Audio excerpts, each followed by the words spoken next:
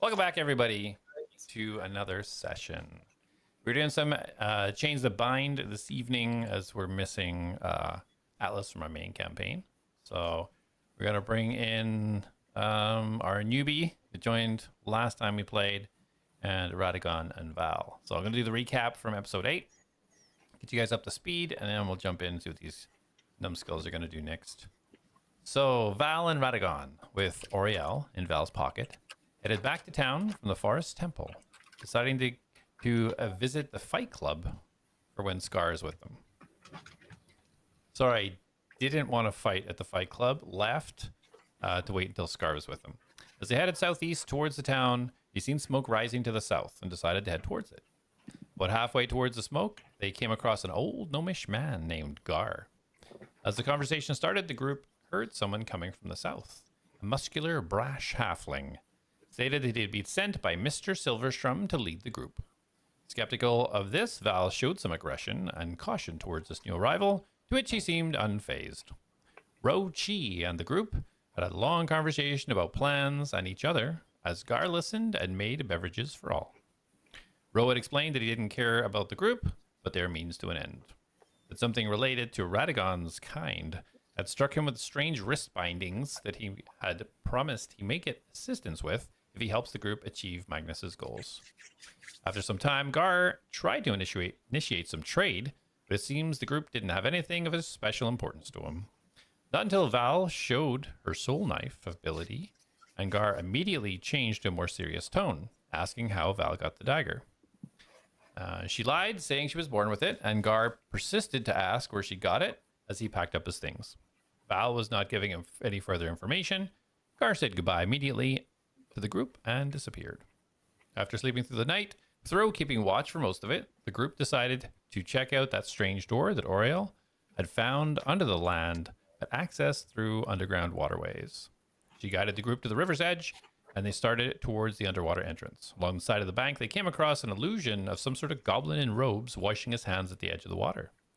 The holder of this illusion, apparently hidden in a nearby tree, started yelling at the group to leave him alone and keep on moving. The group moved forwards, and after Oriel cast water breathing on them all, they dived into the river. Oriel led them to a small circular tunnel deep in the riverbank that led back underneath the land. Oriel led the group through the waterway pathways until they reached a cavern where there was an area they could get out and walk. Before them was a 20 feet tall, dark metal double door with inscriptions all over it. Beautiful black marble floor at the entrance to this door. Two strange looking devices, one on either side. About 10 feet in front of the door sat a massive pile of seemingly treasures, gold, gems, and random items. Let's see what they're going to do next. All right, as a refresher, everyone, you just came out of the water, Oriel leading the way. You guys get this image now of this massive black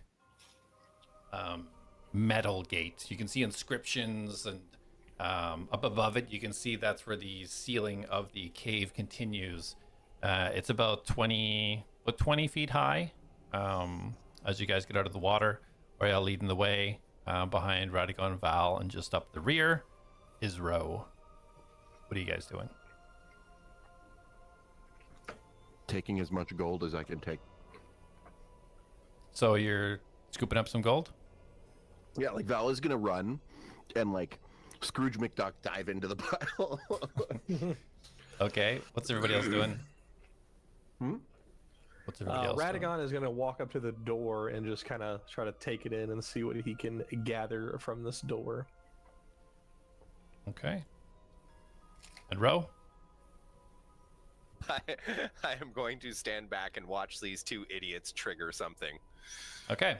So as you start running forwards, Val, towards the pile, or is like, Val, maybe we should wait for a moment. Do you wait or continue to jump in? No, I'm gone. All right. Val Scrooge McDucks right into as soon as she hits the top of the pile, this is almost a massive pile of just solid metal. It kind of bounces off it and bang. As soon as she does, you all hear whoosh, like a whipping sound. And Val, you feel this cold, hard tendril wrap around your wrist. What do you do?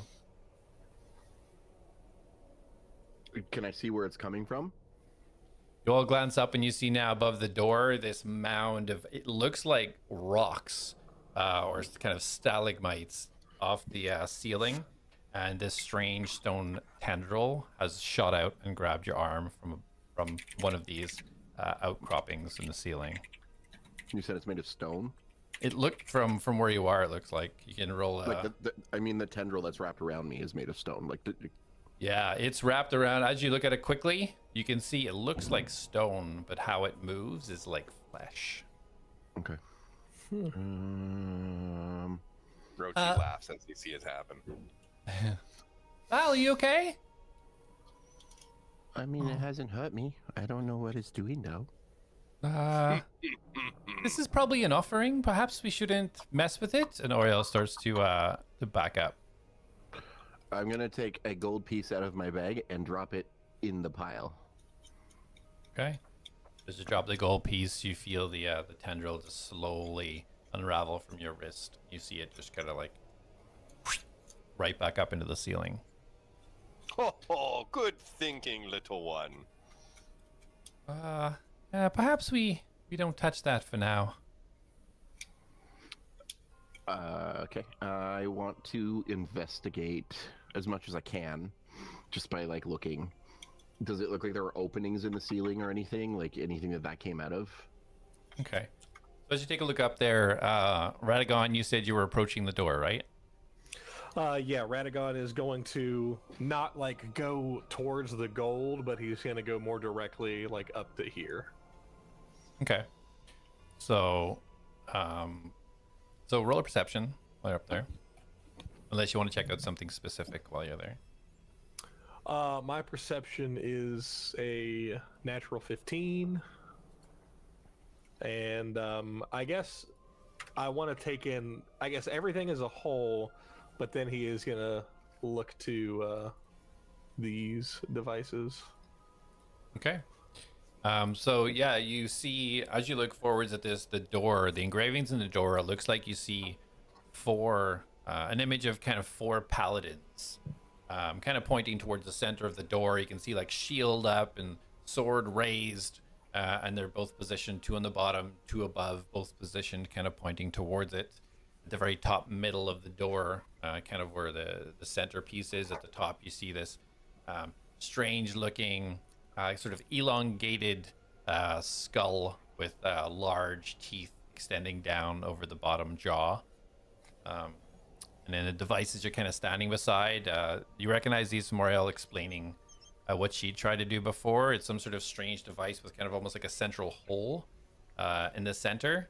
And she'd ascertained that you needed to put something in or do something with these two devices on either side of the door to try and open it. She tried numerous things before, throwing some gems in and things, and nothing seemed to activate it. So as you're checking that out, Val, roll a perception. Check out the ceiling. Shit. It's a fail. So, like, I rolled a 2. 2. So you look up, and there's not a lot of light in here, and you kind of like scrunch your eyes a little bit, and yeah, all you can see is just these jagged rocks all above the area where the door is. Radagon, Yes. can you make it wider in here, like up there? Of course. Forgive me for not being ahead of it. And he's gonna kind of snap his finger in a few directions, and little lights are just gonna start appearing. Perfect. And he's gonna attach one to Val's head. Okay. You see this little orb floating on Val's head. Goes around, it just kind of follows the top. So with this light now expanding out and Radagon kind of spreading it a little bit better, you kind of get a better look now. And as this happens and this light's illuminating, Ro, what are you doing?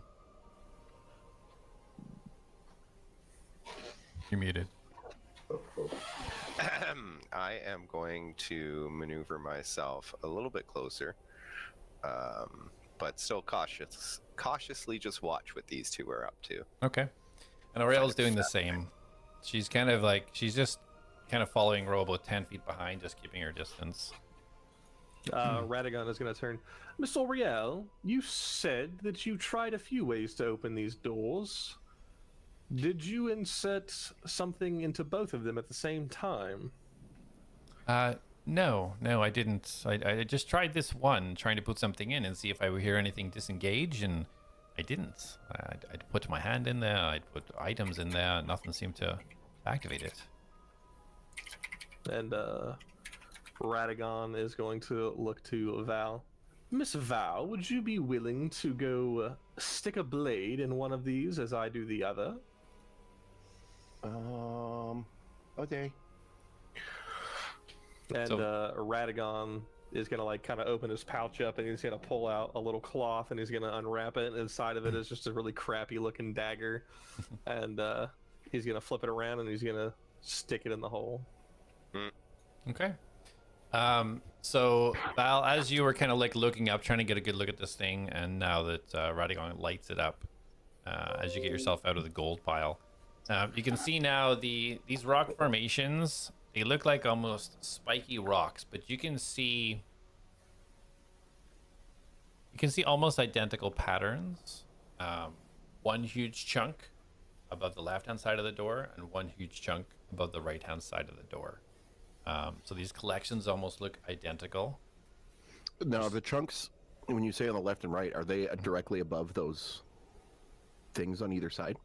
They're not. They're more above the door as opposed to the contraptions. Okay. So I don't see any holes or anything that the tentacle could have came out of?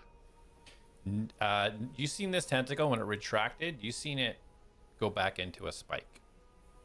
Oh, It is one of these stone spikes that you're looking at. okay. Okay, cool. I will then move up to the other thing, and I will use my regular dagger and attempt to...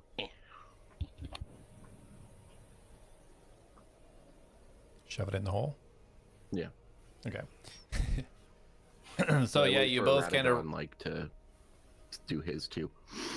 Get Radagon will kind of like make eye contact with you, give you a little nod, and all right now. Yep. Okay, so you guys both lower your daggers. You hear nothing. It doesn't seem to initiate anything. Is there a slot, or is it just like a bowl almost? It almost looks like a bowl. Like you can see that there's a kind of a hole in the middle. If you want to look a little bit further, you can roll investigation. Yep. I would like to as well. Yeah, go ahead and both roll. Wait, no. 17 on the die, and do I have a good investigation? +1, so a dirty 18. 18. Dirty 20. Okay. So yeah, both of you taking a look over this, you can now see as you look a little bit closer to this kind of bowl shaped. This is all metal. And when you look at this kind of bowl shaped thing, it seems like a different type of metal. And you look a little bit closer, you can see strange kind of runic inscriptions just along the outside edge of this.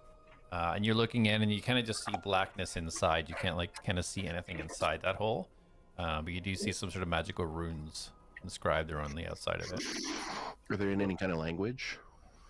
No, it's just like arcanic runes. You could roll an arcana if you want to see if you can figure out. I'll say Radagon would like to. What did Radagon see that as well with a 18? Yeah, 18 was the DC, so you both seen it. Okay. So yeah, then I'd also like to see if I can take a look at it since he's got a pretty good arcana. Roll away. Can I just give him advantage because my arcana's Sure. correct? Yeah. Excellent, because I rolled a 3. And that is a 16. So I get a +4, so a dirty 20. Thank you for advantage. Okay. Yes. Awesome. So while you see this happening, Ro, did you want to do anything just while they're investigating this area, or are you just kind of? Actually, I watching? want to take a look at from this distance. I want to look at this door's design. Is it something that I have myself come across upon my travels? So roll a history or religion, either one, your choice. Okay, hold on. Just seeing which one's better, obviously. Mhm. Oh yeah, ooh, history is really bad. I mean, you didn't hear that. Oh, that. Why are you guys dishing out 3s today? That's That's a solid 5. A 5. You on know, ability check. it tickles something in your memory. Like you've seen something like this before in a book that you've read, but for some reason your usual almost photographic memory just cannot quite grasp what this is you're looking at. You just know it's something familiar you've seen. I'm gonna rumbly mumble. You hear rumbly mumbling coming from behind you guys. Something you want to share with the rest of us? No, not yet. Well, do you know something about the door? It could help us. We're kind of stuck right now. No. Hold on, Miss Val. I think I found something. Well, So- don't forget. I think he and I are still linked because I got 8 hours on my roll. I don't think 8 hours have passed since I initially linked with him. Yeah, no, I don't need to. You guys probably about not even an hour to get here. Okay. So, yeah, Radagon, as you're looking through it, you start to realize that this type of inscription you've seen before in some of your families.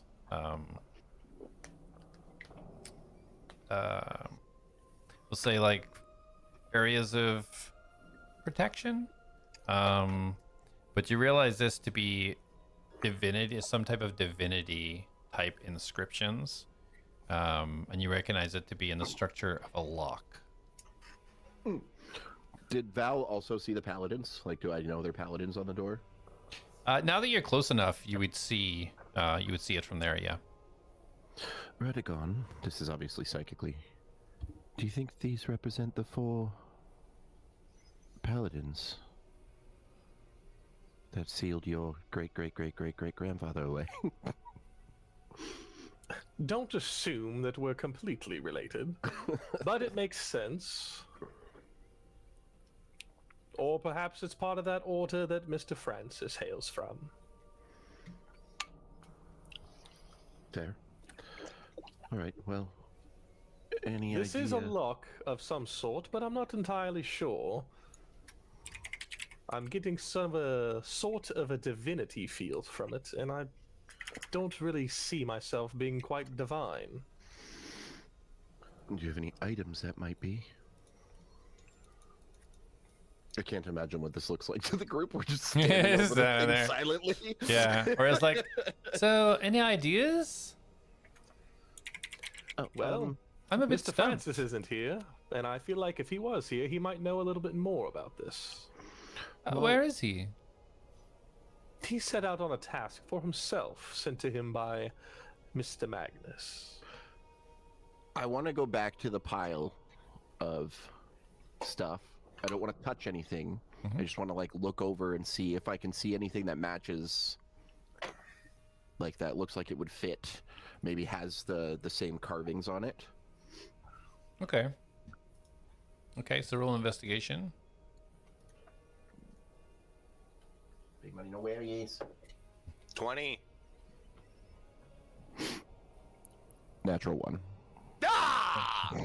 Yeah, so you kind of like lean back a little bit, lean over and trying to maneuver yourself around. As you do, you feel like lose your footing a little bit and you fall off the edge into the water. Nice. I So- will swim back over. So Radagon understands that this is a lock, but he believes you need divine magic to open it. Is that what he like gathers from this? Yep. Well, this was a lovely trip. I want I- to walk up the door as he's talking. I would believe Mr. Francis could grant us access in here, or partial access. Maybe we need 2 people that worship some deity. What do you mean? Why would you need something worshipping a deity? These runes here look a bit like they require divine magic, and it's a mechanism, a locking mechanism. So I would imagine somebody that follows a strict code and has magic from whatever lord they worship might be able to access this a bit easier than us. I guess that makes sense based on the paladins, etc. As they're talking, I'm pulling out my scroll case and rifling through my notes. I would Okay. like to try and see if I can find something that matches this store's description. Okay. So roll a history. Oh. 16. So the story, you don't find anything specific to this particular door. However, you remember information based on previous prisons that the gods had used to imprison very dangerous entities of some kind. And usually things of evil nature required the opposite, some sort of divinity, to unlock it, to ensure that their followers or their underlings couldn't unlock whatever door was imprisoning them. I'm going to look between my notes and rifle through them, look at the door.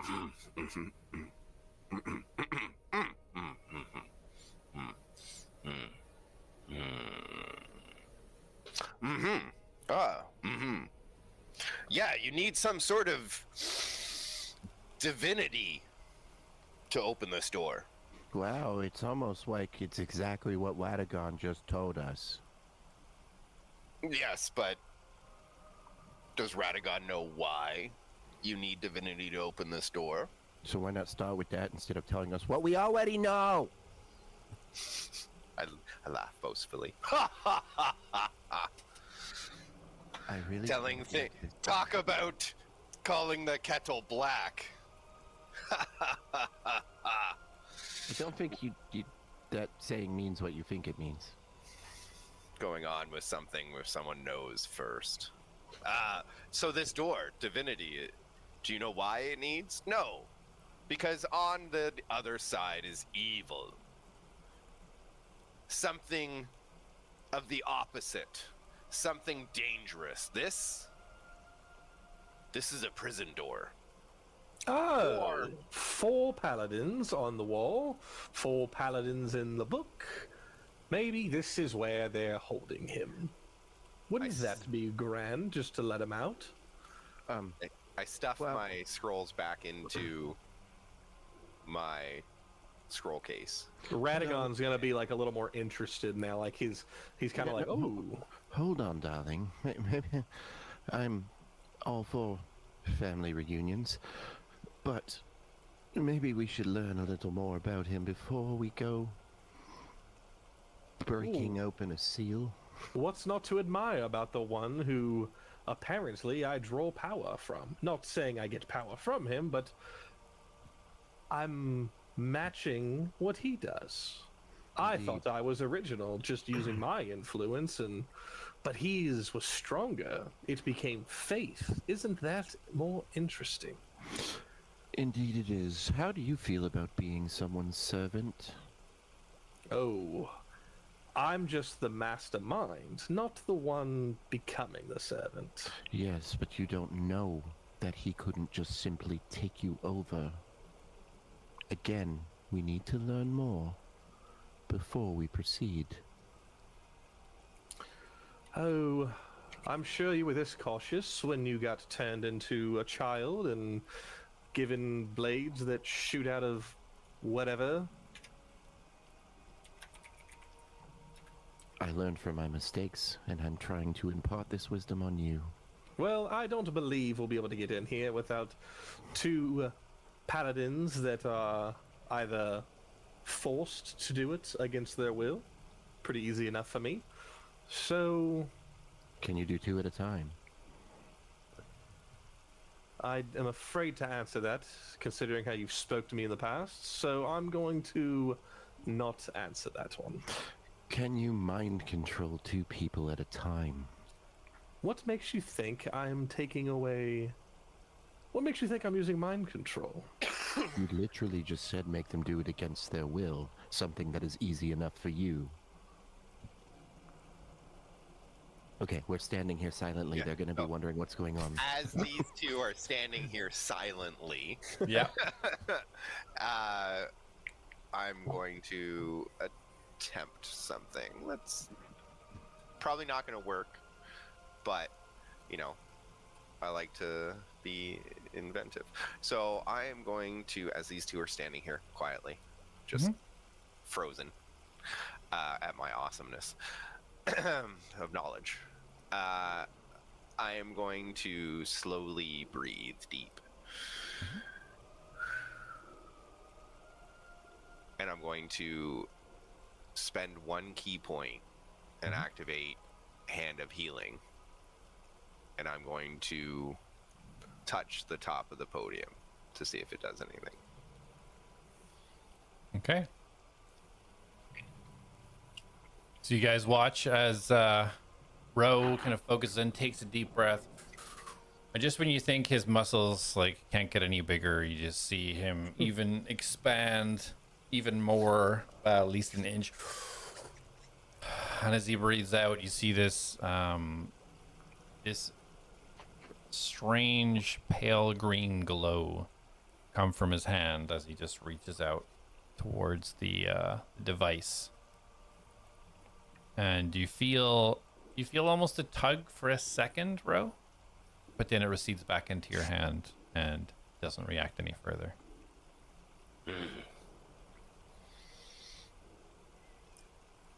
Well, that's all I can do. Now Well- you got the knowledge. Do what you can. I can't wait to see you in a battle.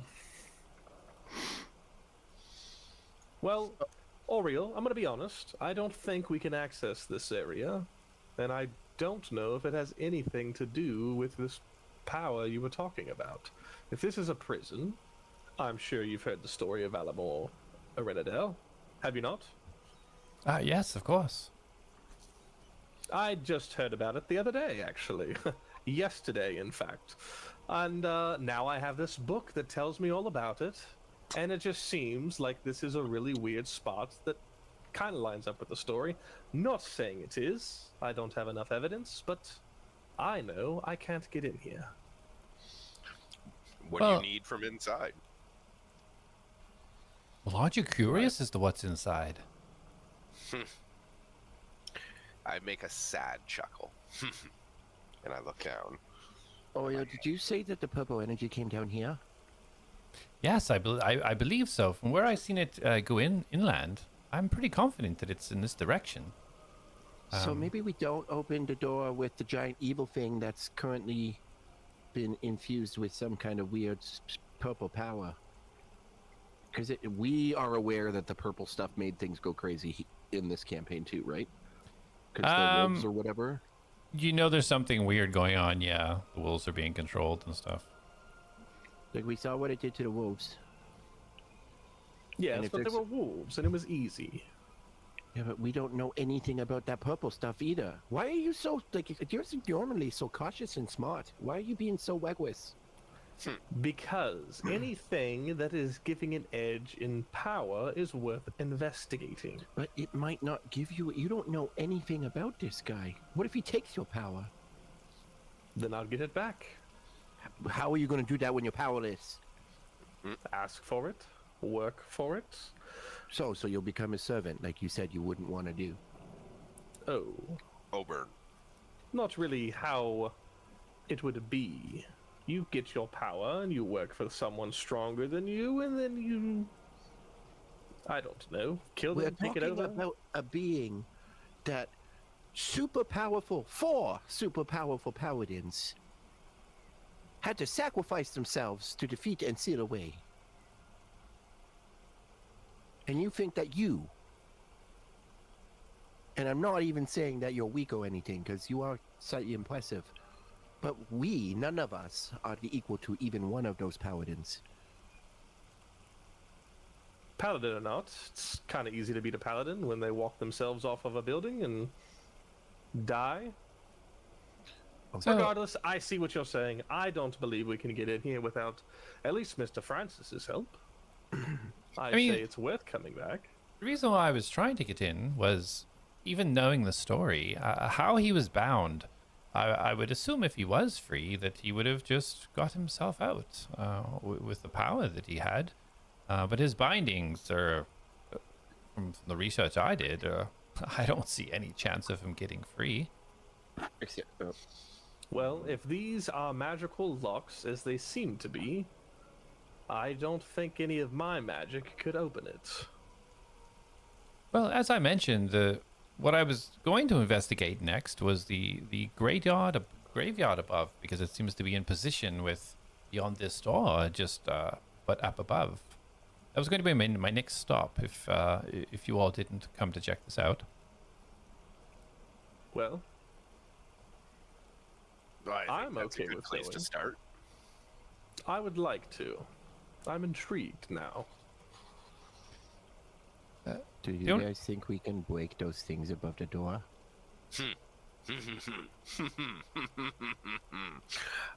I was just thinking that. Okay, tough guy, go do it. How far above are they? The spikes. So these stone spikes, they hang about 15 feet down from the ceiling. So they're about, looking up, oh man, you're like 3 feet. Looking up, Yeah. they're about 10 feet above you, we'll say. How many are there? Roll an investigation. I literally just had my dice here. Where did it go? That's not fair. Oh, there it is. I put it away because it was being bad. Yeah, that's a 9. That's why this dice was over here. This dice now. You look up, you see a bunch of these stone spikes. You really can't, I mean, you start counting, you're up to like 22. You don't notice a pattern, but you just see a bunch of these stone spikes. I was just thinking about how that would be such a bad idea. But look at all the treasure we get if we beat them. Look at all the spikes. And I raise my hand above to the ceiling. You said I only saw 2, right? That looked like the... Yeah, you've seen Witchy 2 ones? clusters, yeah, of multiple spikes. Yeah, I mean, and then I point for him. I'm like, there's that one and that one that look like they were... I mean, one of them actually grabbed me. And then the other one I assume looks like it, so... Well, why don't you get back a little bit and shoot it like you did me? I didn't shoot you, I stabbed you. Whatever you did. If I get back, I can't stab it. Can you stab Do it from here? you all really need, is this important right now? Is to get this gold and treasure? Is it not more important to find out what is happening? Exploration of it. Money you can get at any time, no? I mean, technically Well, you Miss can Val explore has a anytime, tendency too. to want it all. Yeah, I mean, money gets you a lot of things. What is it you need, Val?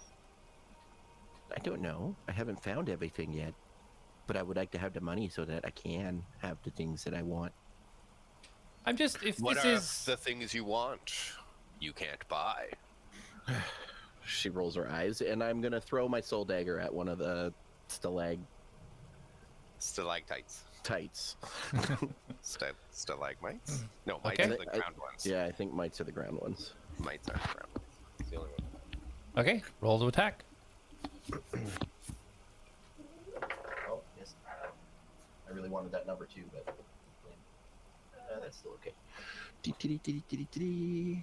it's +7, so 17 to hit.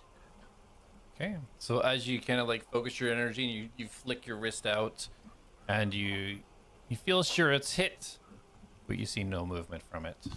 And then you hear a cracking sound and you see this spike extend flesh-like and wrap around your arm, possibly. Can I uncanny dodge that? I don't know what it is, so I don't know how it works. So this it comes out and tries to grab you, but you see it as you still have your kind of hand up and you're kind of in that combat mode coming down. You quickly sidestep, and this this strange stone fleshy tendril just whips back up into the ceiling, and as it does, you see the innermost spikes start to open up, and you see this mouth start to open with these large stone-like teeth, and this tongue start to flicker out. And everybody roll initiative. Ah, man. Well, that's a good initiative roll. I'm good with that. Oh no, I'm so bummed. Nice. Let me Let me roll. pull up the thing And here. then we're gonna, so that plus that is that. Hey, don't unselect. Why does it keep unselecting? There we go. I feel like if we kill this thing, all this stuff is ours. Just saying that. Yeah, that's kind of what I'm aiming for. Problem is, I think it's gonna eat us all. Well, it's the other concern I have is we only saw these two. The other one could wake up, and then this whole ceiling could be lined with them. Minor details, Let it be right? known, I will run. I will run. This character's gonna live, okay? All right. Plus, he looks like a snack at this size, bite-sized snack. Oh god. So yeah, you see this kind of mouth open up, and these tendrils now, all these stone spikes, instead of being rigid and just hanging, you just start to see them move in motion. Ro, what do you do? So I am going to take the initiative here because I'm first. And Wait, yeah, why is he first? because I rolled 22 on my initiative. Oh, I rolled Val went to- 23. Sorry, Oh, you're why are 22. you? Did that change? Because I could have sworn it was not 23. It was a 16, but that's because I used, like, Ah. I rolled my dice, and then I had to Okay. update it. It's the only way I can get myself on the initiative order. Gotcha. Oh, Okay. then never mind. Never so- mind. Going off Before, before Val takes her turn, can I have Radagon turn around and say something to her real quick? Sure, you you can can say say it it, as this yeah. is happening. You could say words, yeah. Excellent. Radagon's going to turn around and kind of kneel down a little bit. Mr. Francis was clear to take care of you, so please scoot back and do everything from afar. Thank you. And then he's going to turn back her. He's going to stay hunkered down just looking at her. And while those two do that, I go ha ha ha ha ha when it comes out. You're not going to like this, then. Jumps like freaking Gamora at it. Ah! He had to get that out there at least. I need to look this. Need to see what this does. Oh yeah, okay, never mind. It's the same, so don't matter. Okay. I am gonna move back a couple feet, as Radagon suggested. In fact, I'm gonna go hide by Oriel, and then I am going to attack with my psychic dagger. Okay. And Radagon is beside him, right? So I don't need to do my thing. He's about... No, because he's not in melee range. I'm not? No, you're on the ground, and this thing is... Oh, it's on the roof still? on It the- didn't, like, drop down? Okay, Nope. okay. All right. So what was that thing you gave me? Use your bonus The action to steady shot. Steady aim? Yeah. Yeah. Oh, but then I can't move. So, never mind. Mhm. I'm not going to do that then. I'm just going to straight up attack. Or you could stay where you were if you wanted and do it. It's up to you. No, because then I'm too close. Then I'm squishy. Natural 20. Let's start it off Ooh. strong. It definitely hits. Yes, it does. Now, where is my D6? D6. Oh, they're all right there. Durr.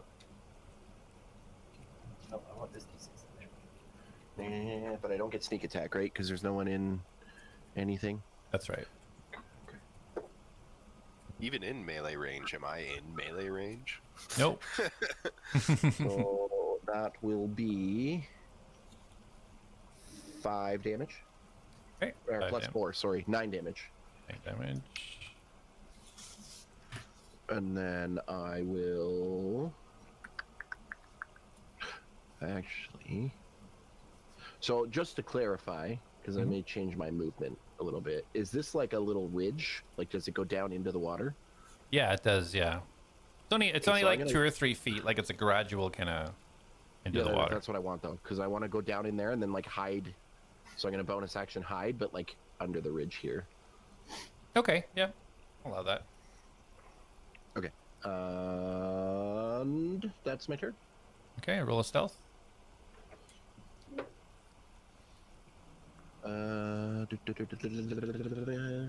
17. Okay. Duly noted. All right, Ro, you're up. You see, Now. Ro, you just watch Val kind of run backwards, look at this thing, and then run into the water.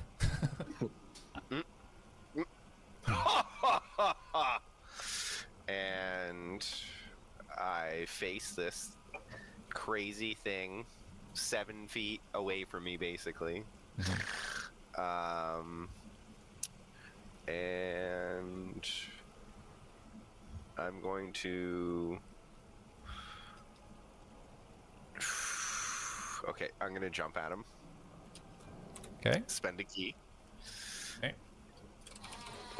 And...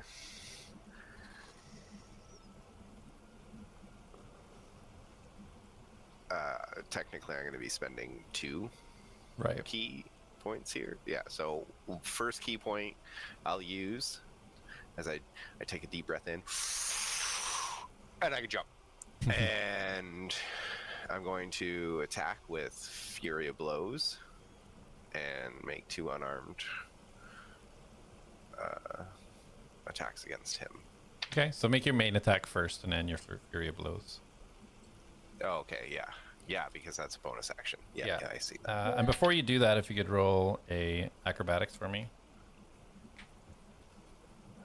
Yep. That is a 23 acrobatics. All right, cool. Okay, go ahead, roll your attack. Oh, that is a 5 on that attack. Okay, so that one misses. Oh, yeah.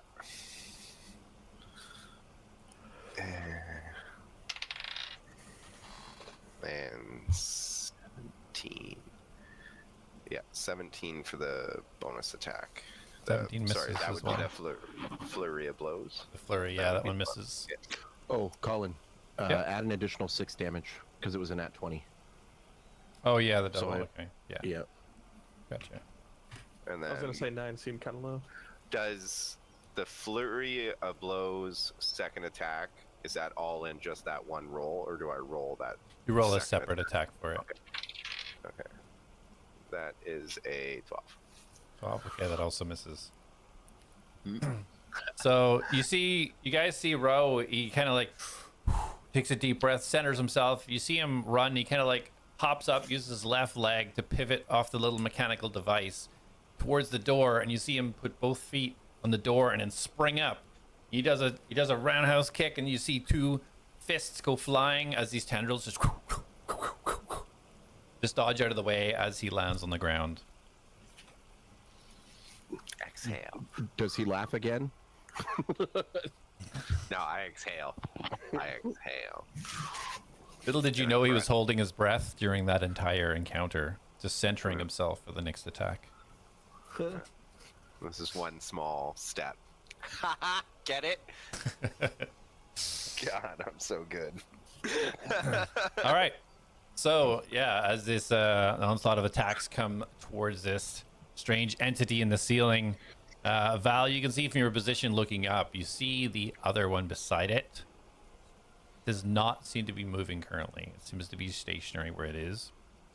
Excellent. But as you land, Ro, you feel this kind of like whoosh of air right beside you as you just see these tendrils just shoot out. 2 tendrils towards you. You see 2 tendrils go flying past the side of your face towards Radagon. Towards Radagon? Yeah. 2 are coming down towards... Doesn't 20. Radagon go first? We don't know. This could be a reaction. Sorry, yes. How did this get reorganized? I swear to God. So like, I have a higher. you I see get to these go things first. moving, and then it stops for a second. And Radagon, what do you do? Hey. So I am out of melee range. Yeah, this thing is about the closest tentacle is about like 6 or 7 feet away from you, above. Okay, so Radagon is kind of still kneeling down like he was just talking to Val, and then she just disappeared because she's lightning. And then Radagon's going to kind of look to Ro, who just botched his attack, and he's going to kind of give him a little goodbye wave, and he's just going to disappear. And he is going to reappear on the other side of what's her face, Oriole. But if possible, instead of him being on the ground, he is going to be on the ceiling, upside down. Yep. Yeah, you can do that. Okay, standing normal. And then he is going to give a small shout to Miss Val.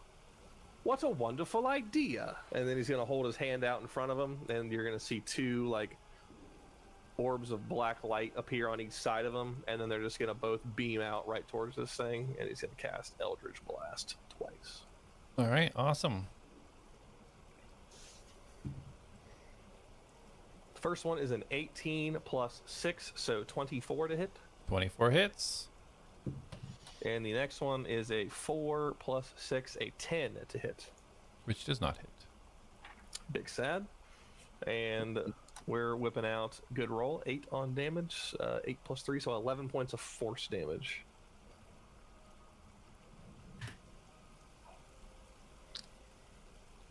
Alrighty. Yeah, Ro, you just see him disappear. Little puff of smoke beside you. And Radagon, as you appear upside down in the ceiling, the Oriole kind of like jump out of the way. It's like, oh goodness! And you guys see this black energy shooting out, and yeah, one just hits the one of the tendrils. And you just see it like kind of lash backwards, and then almost like jut out, pointing straight towards you, as the other one kind of flies through, and you see it just disperse against the back wall. Copy. All right. That'll be it for Radagon. All right. So as you see that black kind of energy suck into the tendril, and it kind of point towards you, it goes, you see two lash out at you, and Ro, you see two on the left-hand side come down towards you. What the hell is this thing's range? Holy shit! Yeah, you don't know yet. So the two attacks coming towards you, Ro. 15, does that hit? No. 11 does not hit. And Mr. Ceiling Hugger, 17. Yes. You're gonna crit me. 17. What'd you say? As the first one comes to hit Radagon, you're gonna see him put one finger out, and he's actually gonna basically touch the tendril as it hits, and then a shield's gonna plaster right up against him. Nice, nice. The tendril comes out as you this big arcane energy flicker. Just you see it just wince backwards again, and as it gets pushed back, it just shoots forward one last time, trying to break through the shields. 19 to attack, That would still miss. You have to beat a 20. and it hits again. It just recoils. Wait, does shield stay up for your whole turn? Like for the Yeah, whole round? till end of next turn. Yeah. That's cool. And so it whips back the tendrils, and you can see it now starting to move and shift as it moves, hugging the ceiling 10 feet towards the group. Bro, you see it sort of starting to pass by you on the ceiling.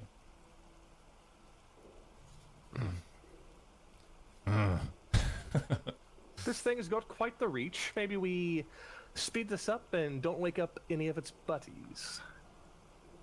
So I'm just loading Oriole's thing now. Get the refresh. All right. So she is going to. She was not prepared for this. I'm just saying that was a cool sequence from Radagon. It really was appearing on the ceiling upside down. She doesn't have much to do here. Okay, it's just I'm not too sure how this is gonna go, so I'm just gonna get prepared. And she 5, 10, 15, 20. She runs back 20 feet, and Radagon, you see it because she's close. You see her kind of turn her hands in a circle, and kind of it looks like she's almost holding, building some sort of green globe of energy, and then she just pushes it inside her chest and activates. So hot. Everything she does is attractive. Or a vitality. You got it bad. Hey, Val, you're up. Okay, so I'm gonna peek out. I need to know if I was hidden so that I know if I'm rolling with advantage or not. Yeah, it lost focus on you when it was attacking Ro and Radagon. So that will be I think a 22 to hit. Okay, that hits. Oh, now the fun stuff. How many is it? Is it 3? I think it's 3d6, right? No. Sneak attack. Where are you? Yeah, 3d6. Oh, yes. Not great. That is not great. I rolled 2 1s, a 3, and a 6. Yeah. Okay, so 9, 10, 11, plus 4, 15 damage. Okay. And then I will skitter back down and bonus action hide. Okay, roll stealth. Ooh, that one's not good. 11. 11, okay. Good to know. Anything else for you? I don't have anything else left. That's it. All right. Ro, you're up. So, trying to run away from me. I wasn't done with you, and I will do acrobatics to jump at it again, and that would be, oh, there we go, 16. Okay, and I will perform an attack, not spend any key to yet, because I don't have to yet. 18. 18, it does not hit. And I will forgot that I had an extra attack. Because Yeah. I did not use it. Yeah, go ahead and roll So- that previous attack. We'll catch it up. Oh, well, it was a 4, so that one missed anyway. So, Okay. but I'll do attack roll. That was a 5, but it would only have been like an 11 with my modifier. So yeah, no, or 12. No, so no. Okay. Yeah. Per row. Right? Bro's trying to And- flex for the first time, and he's just missing everything. Missing everything. So Bro talked such a big game too. yeah, I'm gonna get a little angry, and I'm gonna slam my fists together, and say, "You won't be getting away." And I will activate Necrotic Ray. Okay. Go ahead and roll your 1d6. Yeah. What's that do? Shh. Oh, that's good. I rolled a 2. Yay. Any movement for you? No. I am going to stay in place while hitting my fists together. So I'm just... Okay. Yeah, you guys see as Ro kind of puts his fist together, and you see him kind of push his fist, and you start to see this kind of black, strange energy just start to build between his two fists. Radagon, you're up. Radagon thinks a snarky comment to Val about Ro. Look at all that show for no results. And then he's going to do the same thing, and he's going to hold his hand out as the two beams, or two orbs of black energy charge up, and he's going to launch 2 more attacks at it. Okay. Yeah, roll to hit.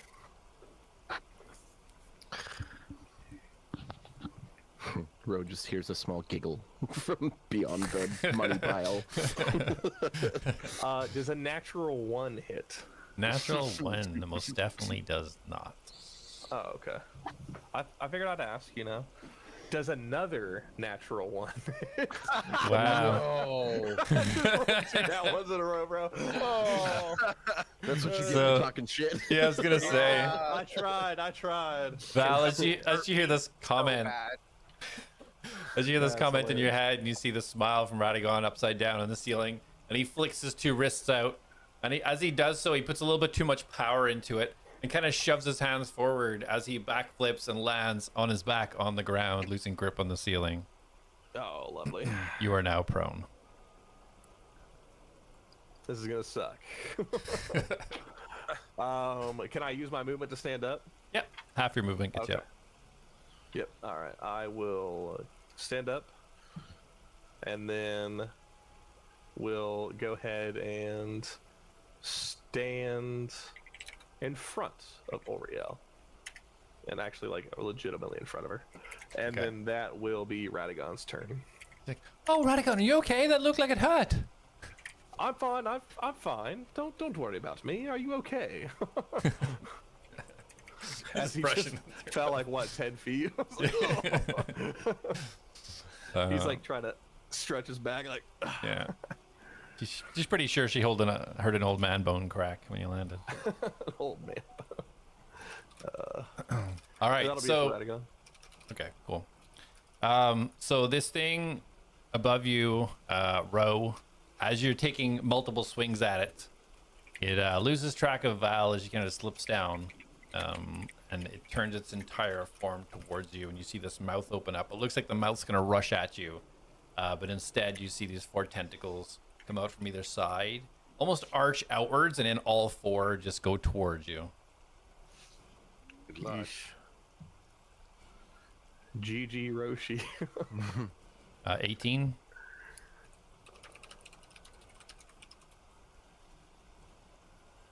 Does 18 hit? That's you, Tim. No, that's you. What? Me? You're 18. Row. Oh, yeah, no, sorry. I thought you said Val. Oh, No, he said it lost sight of me, so it turned to Oh, okay. Sorry. Yeah, it hits. okay. So you take 9 damage, Okay. and you are grappled. Just where I wanted it. you.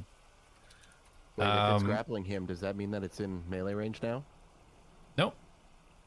What? Well, the tendril, yeah, the tendril is. Entity is not. Are the tendrils separate entities? Maybe they are, maybe they're not. You're not sure yet. So yeah, it's got you grappled, and you feel a tug as it pulls you up to the ceiling, and you're restrained amongst the rest of the entity as its mouth is just. You just see these teeth and this strange fleshy tongue just dangling out, and with you grappled, it's going to move, pulling you along with it 10 feet if it can. And Val, or like- you see this entity now holding Row as it kind of slithers forward 10 feet, and you just see the tendrils turn and shoot down at you with your 9 stealth. 25 to hit, so 11 sucks. damaged. I'm gonna uncanny dodge that. So, is it down or up when you round? You can go down, it's fine. Okay, so half of 11 is 5 then? Yeah, do 5. Okay. And so you are grappled right now. Okay. I can't reel you up, but 5, 10, 15, 20. Okay, Radagon.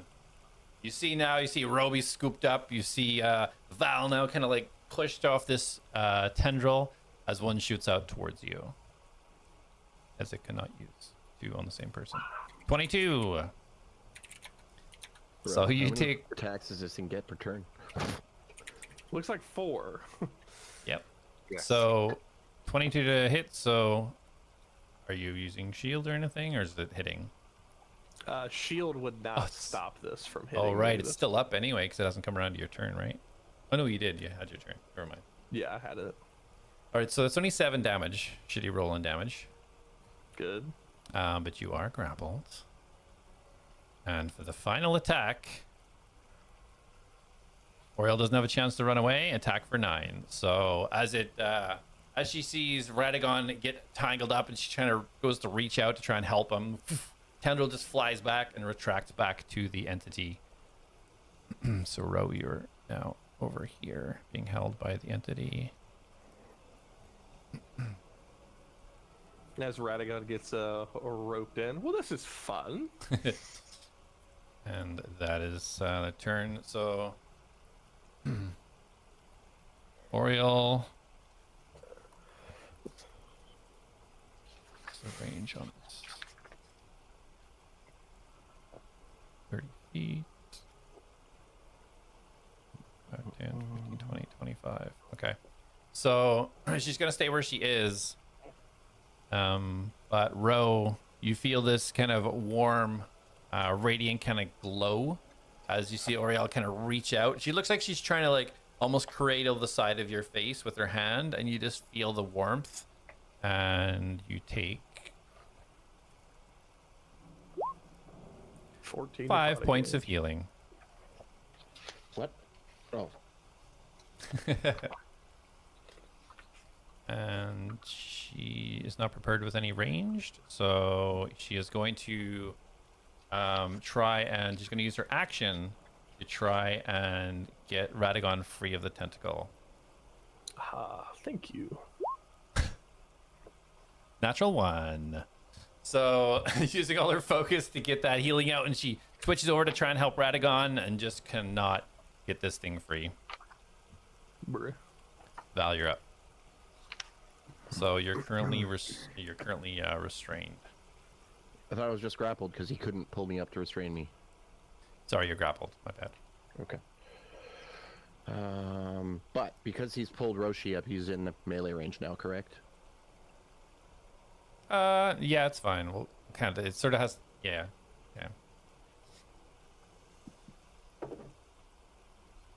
Dirty 20 to hit. Yeah, that hits. Okay. That's a bit better. 9, 10, 11, 12, 13, 17 points of damage. Ooh, nice. And then bonus action. I will attack again. That's a 21 to hit. Hits. Strong. Oh, nope, wrong dice. Sucks because I rolled a 6. Oh, but I rolled a 4 on my d4, so 4 more damage. Okay. Oh, plus 4, so 8 damage, sorry. Okay, got it. And I can't do anything else, so I will stay here and go. Bro, you feel these, although you don't see anything, you just feel the tendrils like as it's pulling you, almost like flinching and twitching. Being hit by some unknown force. As you feel that, what do you do? You're muted. I will attempt to turn the grapple around on him. I want to grapple your grapple. No, you're grappled. So you're gonna try and It's called hugging. escape the grapple? Yeah, I'm gonna escape the grapple first. Okay, go ahead and roll a either acrobatics or athletics. If it is Nat 20. But also 27. what was it, athletics or acrobatics? You got to tell me which one. It matters. Acrobatics. Acrobatics. Okay, good.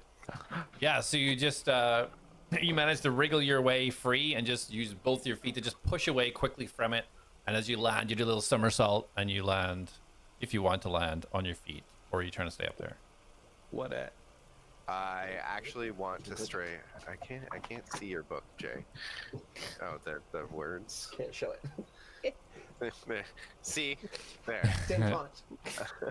So sorry, your choice. Yeah, if you want to kind of get yourself free and stay up there, or drop. Yeah, I wanna try and. Yeah, I don't want to be showboaty about this. I just want to try and stay up there and take him down. Okay. to the ground. Broken, So, humbled. so with that roll, you manage to Or kind do of I like want to hide things? you manage to peel this thing off you, and as you do, you kind of flip upside down, and you wrap your legs around it in a crisscross and pin this thing, and your fists are ready. And so that was the action, right? Yeah. I am going to attack with my bonus action for 1 key and do flurry of blows. Okay. Ooh, dirty 20. Okay, that definitely hits. Okay, so do you want me to roll the damage first? Yeah. Okay, so d6, so 5, 8. Yeah, 8. So, Okay, 8 damage. Got it. and yes, hold on. God damn it. Just fucking. Jay's like, do the thing you were just talking about. And I'm like, let me get to it. I will spend my last key point Damn. to stunning strike it Okay. and stun it if it can save a Constitution saving throw of, oh god, what is it? It's gonna fail. That's all that matters. Pretty healthy.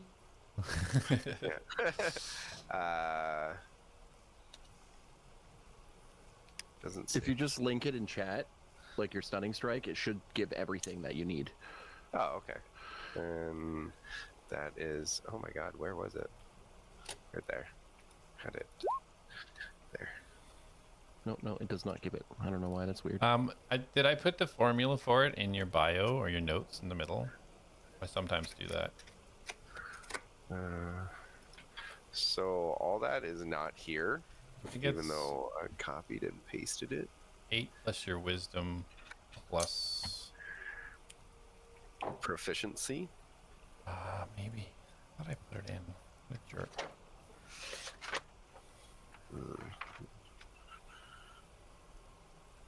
Yeah, I don't see it. And for some reason, my bio got deleted. Yeah, that's not fair. Now I have to go back into here and put it in Oh, there. I know where I put it. I know where I.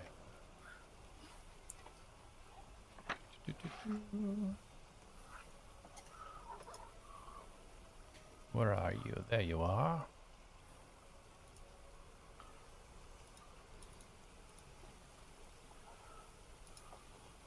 Shit. Why have all my bio notes have gone from my characters? Anyway, let me roll and see. It might not matter. Yep. 9 plus might 3. not So matter. rolled a 12. So that's a fail. Okay. So if it's stunned, are we all ungrappled? So as you find the sweet spot and you just, oh, whenever you hit, did you add your other damage? The nat 20 or no, I rolled a dirty 20. Yeah, your 1d6 Oh no, though. my yeah. 4 on that extra damage that I'm not gonna say. So yeah, the stunning strike just finds its spot, and you just see this thing just shake, and the fleshiness that was feeling flesh before almost feels like it's just hardened. And Val, as this thing hardens, you can feel yourself. You can kind of just slip out of it. Same with you, Radagon. He would So you're- try to get out. No longer restrained, but it's Y'all your just turn, like of course. dips under the water and comes up on the other side of the tentacle. Anything else for you, Ro? Yes, I still have my one more extra Right. attack from Flurry of Blows. You got it. 'cause Roll I'm with, riding this guy. Disadvantage. Oh my god! Did I just roll 3 20s? Attaboy. That's a good makeup for what you were doing earlier. Yeah, that is. So, well, technically, last one was dirty 20, but that's a nat 20. So, yeah, All right, roll damage. that is a So you already get a full D8, and then add whatever you roll. D8 plus 4 plus 3 is. Oh, I lost count when I said that. 15. I said it out loud. Yeah. I can't say that shit out loud. I gotta say it inside. Yeah, 15. 15. that. All right, Yeah, how do you so want to just- do just- this? And a 6 on the extra. Okay, that's what I was making sure. Yeah. So yeah, how do you want to do this, Ro?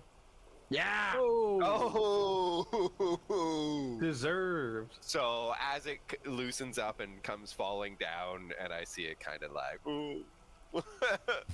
I am just going to do a two-fisted strike into its face and crush it as we come down into the All right, sound perfect. effects.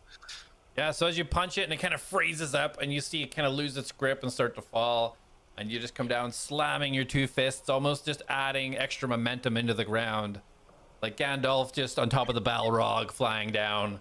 Just hits the ground, and as it does, it totally solidifies as your fists just penetrate and it explodes and shatters the small pebbles just all over the As I room. ride it down, Take 8d8 damage.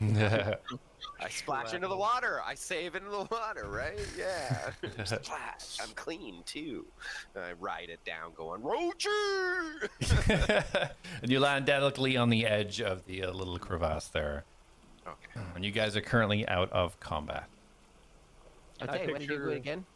I picture Oriel trying as she failed to free me, but Rochi just finishes it off, and her hand like limply knocks it off me, and I'm like, "Oh, thank you for saving me." Oh, finally! She does run over though, and sends out a heal to both of you before her spell expires. Hell yeah. You get a 7 Val and a 5 to Orochi. That's good. And- That's good stuff right there. 6 seconds later, Rochi, you get another 7. Is anybody else hurt? I am feeling. I took a Exactly bit of a as I was. scratch. Oh, let me inspect you. She rolls a medicine check. Oh, 3. You look really healthy. I think everything's fine. Excellent. So perhaps we don't mess with this for now. If it's gonna make these monsters appear. I agree. We're I already think halfway it there, is- though. Miss Val, I believe it's selfish if we went after more beasts when Miss Oriel wasn't intending to fight all these things. I say we go about it out of respect for her. Well, I appreciate that, but really the only reason I don't mind fighting beasts or killing things when needed is just if these are offerings, I just don't feel quite right taking something What for if an they're offering offerings to an deities. evil lord? Well, then it's take whatever you want at that stage, I suppose. Exactly. But we don't Well, know why that. would they What if put this an is offering in front of something evil in there? Do you Well, know how to what- open a door? what if this is offerings Obviously, to the what deities that are if keeping it's it the- locked? Exactly. To the paladins who sacrifice themselves to seal this door. Wait, you see that giant pile there? That it's doing them real good, isn't it? An offering of Fair faith, point. Val. But I don't far be it for disagree me, with Miss Val. I start to walk away. I'm just From going But I to. do think it best we leave. It's up to whatever you want to do. I'll just stay back a little bit. If you want to go further, by all means. I mean, I'm excited to see what's behind the door. Yeah, what if there's something in the pile that can open the door? Well, I would say Mr. Roshi here handled that exquisitely. I would hate to get punched by that arm. So, what is another one of these things? If Miss Oriel is out of harm's way and away from everything, we could let Mr. Roshi handle that. I mean, I like throwing daggers at things too. I do apologize. I wasn't really prepared for a battle like that. Otherwise, it would have helped more. You're Okay. fine. What do you need to do to prepare? I can give you more time before I hit the other one. Hours. Usually, at the end of the day, when I'm resting, I can really focus in and kind of retune what spells that I am going to use for that following day. Right. You could do that at the end during a rest? I thought that was when you leveled up. certain classes can do it. Like wizards can change their spells. I think druids can. But not all. I knew that. I was just testing you. Yeah. Bards can't. I know that. Monks can't. All of your spells, you can't change them all. I can't change any of my That's so spells. weird. I know. Rogues can't do it either. Well, So I guess, technically, I'm a wizard. are you reaching for some loot as we're kind of No, we have to kill the other thing. We can't like. The second I grab it, it's gonna snake hand me again. Well, then just don't be seen while you do it. I've seen you hide before. Valid point. Actually, I've not seen you hide before. That's how good it was.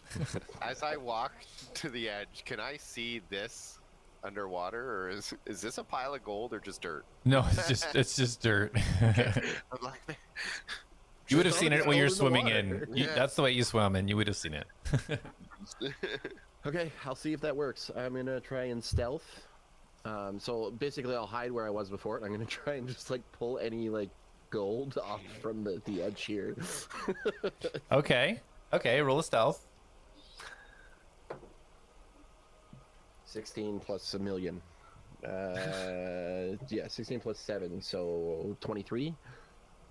Okay. Ooh, 19 plus.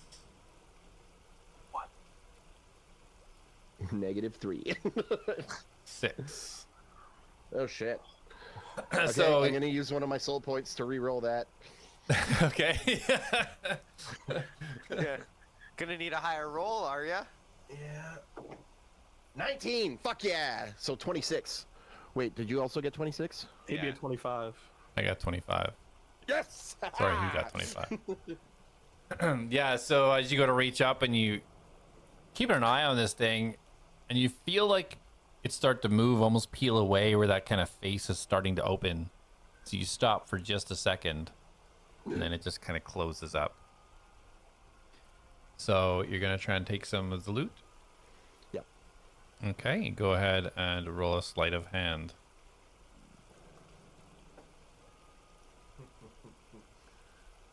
Nat 20. 20's all night. All right. This thing. Okay, grab a 1d6 for me. Okay. Okay, roll it. 4. Okay, roll it again. Let me roll a D100. Let me roll a D100. 4. Okay, and again. 6. Okay, and again. 2. And one last time. 5. Okay. So you got a... You just scooping this into your backpack, I'm assuming? Yep. Whatever you can get? Okay. All right, you got a gold goblet. Gold goblet. You got 40 gold pieces. Hell yeah. 60 silver. Gold. 60 silver. 20 copper. 20 copper. And a diamond worth 50 gold. Ooh. 1, 2, 3. That's only 5. Didn't I roll 6 times? No, 5. Oh, okay. And the All thing right. still seems unmoving. Okay. You going for more? Again. Okay. I'm gonna go again. Okay. Are you? I'll go again. Yeah. You want me to Okay. stealth again? Roll another stealth, yeah. 19 again, so 26. Okay, so he doesn't see you. Roll a sleight of hand. Oh. 16 plus 7, 21? No, 23. Okay, get a 1d10. Ooh. Where are my d10s? I want the double one. Is this a d10 or are you d12? This is a d10. Okay. 3. Okay, go again. A 10. Ooh. I like the sound of that. Again? A 5. Again? A 6. Okay, again? A 6 again. Oh shit. And one last time. 10 again. Wow. Okay. So you got a longsword, Okay. 100 gold, Ooh. 50 silver, Okay. 60 copper, Okay. diamonds worth 60 gold, Okay. 60 gold diamond. and 2 jade diamonds worth 50 gold each. Ooh. 50 gold jade times 2. Okay. And I am going to psychically message Radagon. I seem to have gotten quite a bit of stuff. Should I keep going, or what do you think? At this point, if you feel more comfortable with continuing, it's fine. If you are satisfied, we could retreat for now. Darling, this pile is gigantic. I could do this all day. Then who am I to rush you? Let's go again! Okay, roll a stealth. No, that one's not good. No. 14. Oh, they rolled lower. Rolled in that one. No, rolled a 6. Rolled a 3 plus its past a 6, so Yes! 9. Okay, roll a sleight of hand. Safety first, baby. That's also a 14. Okay. So grab a 1d6. Okay. I'm a little bit worried if this is an offering. Ooh, you see Oriel start to back up a little bit. 5.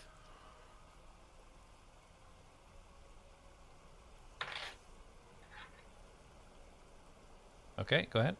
Yeah. 2. Okay. 6. Again. 1.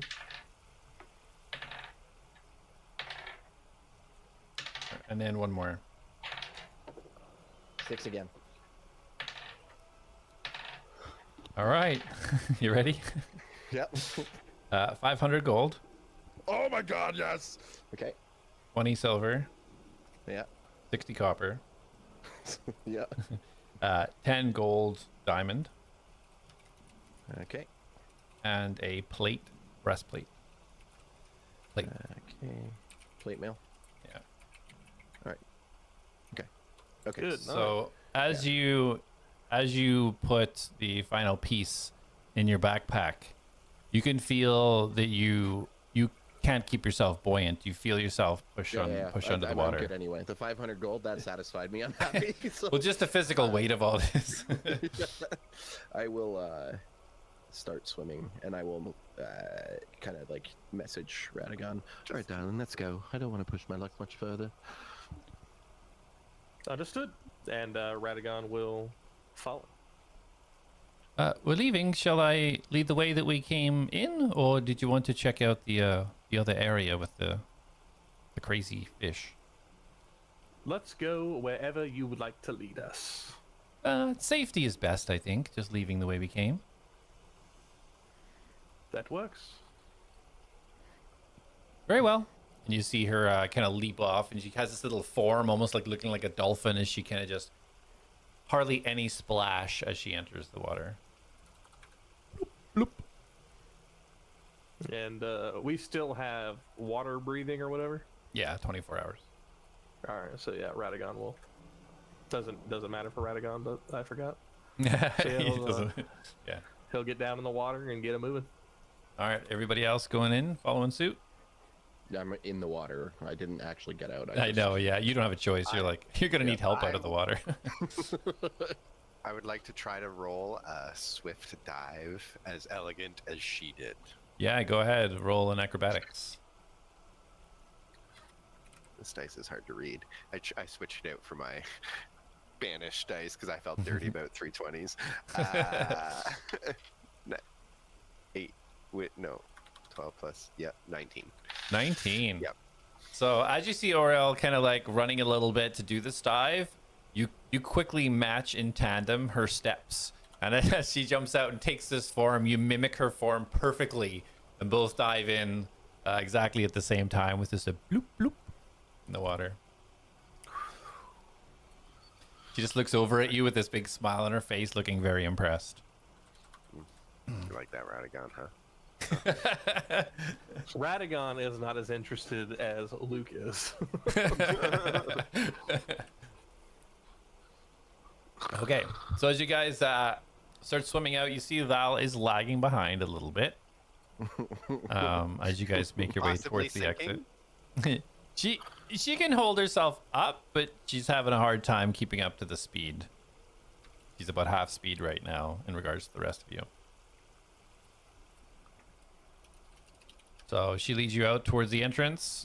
Anybody helping Val? Or are you guys heading out? Just Radagon will make his way over to her and kind of hold his bag out, and or at least just offer to take hers if she needs to speed up. I will give him the gold goblet and the plate mail and the long sword. okay. There you go. She reaches over with those. Yep, Radagon will grab hold and see if that lightens her load. Okay. Yeah, so that's enough weight lifted off you, Val. You kind of feel a little bit more buoyancy now, and you can keep up with the pack. All right, cool. Just make those changes in your inventory. Yeah, well, I'm trying to, because I did it in Notepad, so I'm copying Yeah, everything in, so I I just figured. won't copy. So, what am I getting? A longsword? A long sword, a gold goblet, and plate mail. I don't know the value of them. I'm sure the DM can get that to you somehow, but And you said plate mail? Good night. yeah. Just use the compodium. You have all the information. Yeah, but I don't Well, know. some stuff they could be don't. magical. They don't know, right?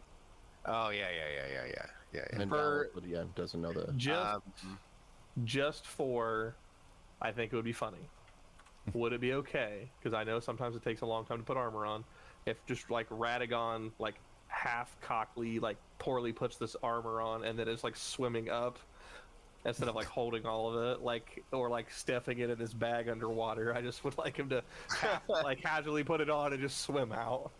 Sure, you can do that. You'll lag a little bit behind, but you can do that. That's fine. I think Okay. it'd be funny to see him come out wearing like the armor. They're like, "What are you doing?" Fair enough. Yeah, you find the straps on the side, and then you pull it, and you kind of feel yourself going down a little bit. There is a huge gap between your non-muscular chest and the breastplate. It's like just swishing back and forth as you're trying to like swim with it. So Val watching this is gonna psychically say to him, "Darling, I mean, I don't mean to judge, but I don't believe your combat prowess fits that type of armor. And what if we could jump the moment we get out of the water?" Then I will strip down naked and get rid of it. Yeah, that put you at a disadvantage. No, why not just put it in your bag? Because I'm underwater, and it's kind of weird to open my bag and just let water in. Very well. And then she just like swims like a friggin' mermaid up. Add custom item. All right. All right. Bro, So yeah, I'm so rich now. so she leads you. You guys can kind of follow and recall the path she left you. You guys are swimming towards the westerly direction. You come to the intersection. You guys remember she talked about where going the other way brought her to that strange area with that this strange purple fish that led up into the cave with the wolves. You guys remember? But she takes the north exit and leads you guys out towards the entrance there. And you guys get to you remember now the entrance to this cavern was started to go down into just about 5 feet, where you kind of had to go real slow and almost push yourself through this circular tunnel that led out of the stream, the river, into this section. So you guys start to push yourself out there as you kind of see the sunlight starting to come in and you crest the water to see that you are at the river's bank. And we will take a 5-minute break there. Okay. All right, we'll be back. Break time.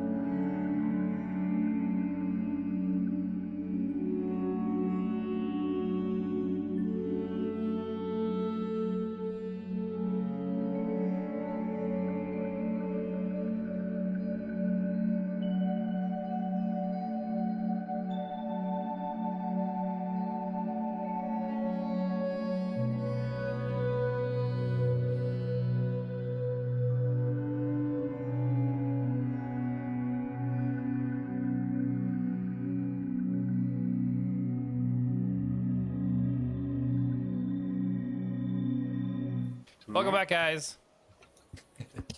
Last we left off, the group had investigated the door that Oriel had explained that she had located underneath this series of underground water tunnels. They fought some strange creature or entity, one of two entities, that was kind of in front of the door. Whether it was guarding it or not, they are not sure, but it seemed to react when they were taking some of the loot that was piled up on top. Oriel believes is an offering. After some stealthy and numerous looting from Val, the group walked away a little bit richer, swam back out through the tunnels, and now are back on the riverbank. Let me give you guys a look at where you are. Thank you. I don't know if a little bit is accurate. That was quite a bit of... You were Quite the financially haul. secure for a while now. Yep. So what's the plan from here? As Radagon gets out of the water, he's going to start like shedding this heavy armor that he would never wear. And he's Oh, just that kinda, looks like, quite good taking on you, off. Radagon. Not my style, unfortunately, but I appreciate the compliment. That hesitation there was like, He's gonna. I thought he was gonna put it back on. And then he's just gonna like drop it on the ground as it's heavy and just sinks into the ground. It's a bit too much. And then he's gonna pull his bag out and get everything situated okay. properly. I was like, at least put it in your bag. Don't just leave it there. I figured you'd want to sell it or give it to the oaf back at in town. Oh, you mean the store owner? I thought you meant Scar. I did mean Scar. Oh, fair enough. Right. I forgot about Armor him weighs somehow. 65 pounds. Holy crap. Well, how about the graveyard? We talked about it earlier. Holy crap, is that how much it... Wait, is this just plate armor? Yeah. You know how much plate armor is worth? Yep. That's why I was telling you. I don't know. I don't know either. Val doesn't know. But everything is worth something, and money is one of her prime motivators. So Wow. yes, the if you did want to investigate the graveyard, I don't know how to get there from the river necessarily. Like I have a rough idea, but I do have a map that shows how to get there kind of through the town in that direction. We can explore and try to go the river route. It's totally up to whatever you guys want to Why- do. Why don't we go through town and see if Scar woke up? I say we go whichever way Oriel wanted to go. She's not one to go in town, as she stated before, so why would we make her uncomfortable with going and picking up an oaf? But she said that that's the only way she knows. Well, knowing her, she'd fly over it or something. She could still do that. We can stop in and check what he's probably still sweeping. But do we really want to do that to the guy and the big man upstairs? You believe in God? No, that was Radagon saying, do we really want to do that to the DM? Do what? All he Do has what? to be like is, yeah, he's still sound asleep. That works too. So, yes, if you want to go back to town, I'll go with you a certain ways. I'll probably stop before you actually go in town and just meet Wait. you on the other side. Is the way to the fish or the graveyard or wherever we're going, is it food? I thought you said it was Food Town. Well, let me show you. And she puts down this map that she's kind of drawn out herself. Let me give you Ooh. guys a I sit little- down cross-legged and take out my scroll and my map, start drawing it. So, yes, as I was going to the eastward direction from the town, the graveyard was to the north, and there's the swamp village where the goblins are, but I don't know the access from the river, the north entrance to the graveyard. I'm not sure. Are these perhaps friendly goblins? Well, I mean, it's a pretty simple map. I mean, if we just, I assume that the looks like a little church with the little gravestones. That's the graveyard. Yeah. That's what she's pointing to, yeah. So, and then town is the little village, right? That's kind of like southwest. Yep, above the waterfall. Yeah. So, just like where are we currently? If we're by the river, my guess would be we're directly north of the little farm thing. Directly north of, like the cave, the wolf cave, which is... This Okay, is a central. nice map. I like this map. Yeah. So, I mean, we Thank could, you. we could just go east from here and then go south.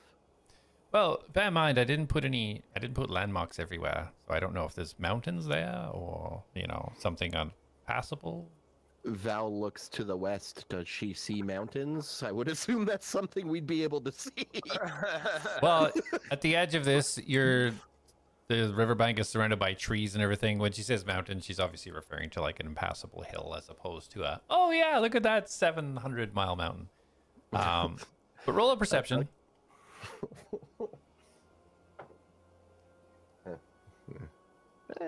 13. I mean, you see a lot of forest. You do see it start to rise over in that direction, but it's hard for you to tell if it's something that's going to be passable or not. Definitely a lot of tree cover. Okay, well, we could go. We could do what I said, or we could just go south and then east. You could do your bird thing again above us, and guide us. I will say this: is there a way that we can get Francis and Ska and anybody else that might want to help? Only because if this was a place that was holding some powerful evil entity, we might want all the firepower that we can get. Well, we're just doing it. She does have a point. Willie, you're not. You what? You don't think you're enough firepower? Radagon's gonna thank to Val immediately. Don't try to butter him up too much. There's a time and place so they can do what you want when you want. I'm just shocked I'm that he. sniffing for an hour rest. I'm just shocked that he didn't think he was enough firepower. He's been so boastful up until this moment.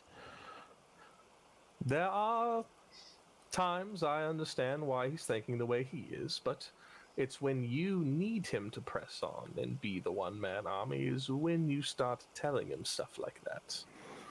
You're both very deep in thought. Well, Keep have in you mind, this decided conversation's like instant. Like, we have to talk it out. No, you're still saying these things in your head. It's not like it's just. Yeah, but thought. thinking is faster. Anyways, so what Val is basically saying. So, we're going to investigate. We're not going to go there and actually try and do anything. But in the case that we find, I don't know, a altar for money and somebody wants to steal it and there's two giant things guarding it and we want to kill them and take everything there, might be nice to have extra people there. Yeah, I won't push that one again. I'm actually very happy with what I've got so far. This should tide me over for about 6 hours. I am inclined to agree that we go back, pick up Mr. Ska, and hopefully, and according to my note from what's-his-face, Mr. Nice. Francis, do I know if it's going to be like today or tomorrow he's going to come back? He did not give you a time in the note. Okay. So, at least Mr. Ska would be useful. Mr. Francis is a bit of the unknown. He didn't really specifically give me a return date. Well, I mean, Scar was pretty sweepy. I mean... And since then, he's hopefully had more than a full night's rest. I'm sure he's ready. I don't disagree with you. I kind of feel like, I mean, he already seems like he doesn't really have much upstairs, but right now it feels like there's nothing up there. You know what I mean? Well, every 3 minutes he shouts on about Rex and his fun times he's had in his past life. I'm assuming he's just sorting it all out. Yeah, Okay, I'll tell you what. Whatever. I've given my suggestion. You guys do what you want to do. I will follow. Well, if we're going through town regardless, I have the tome that needs returned, and we can stop there. And I'm sure I've got a bunch of heavy, useless items I'd like to get off my back. That's a good idea. We should. Well, I don't know if the town will have the money, but we can check to see if they will buy them. And if anything fails, and he's gonna think in his head real quick, we can steal more money, but he's gonna say out loud, if anything fails, we can grab a potion or two and get on our way. Okay. So you're heading back to town? Stocking up is always a good thing. Val tosses her coin purse up and down. I'm pretty stocked. Well, hopefully we can find something nice. Yeah. DM, are there do banks exist? In the major cities. Okay.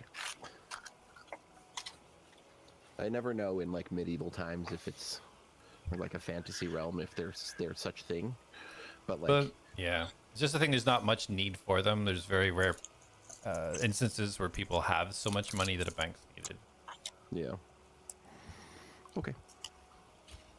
So you're heading back to town then? Yes, we'll go check on our friend, get restocked and supplied, and then meet you. And he's gonna re-tap on the map. Around here.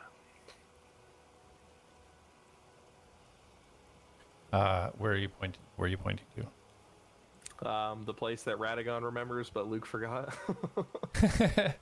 so where do you want to meet? At Here's the question. graveyard? Are you pointing on my map or hers? Hers. We were meeting near a waterfall or something. No, that was just Jay was just figuring out where the town was. We said north of the waterfall. That's all.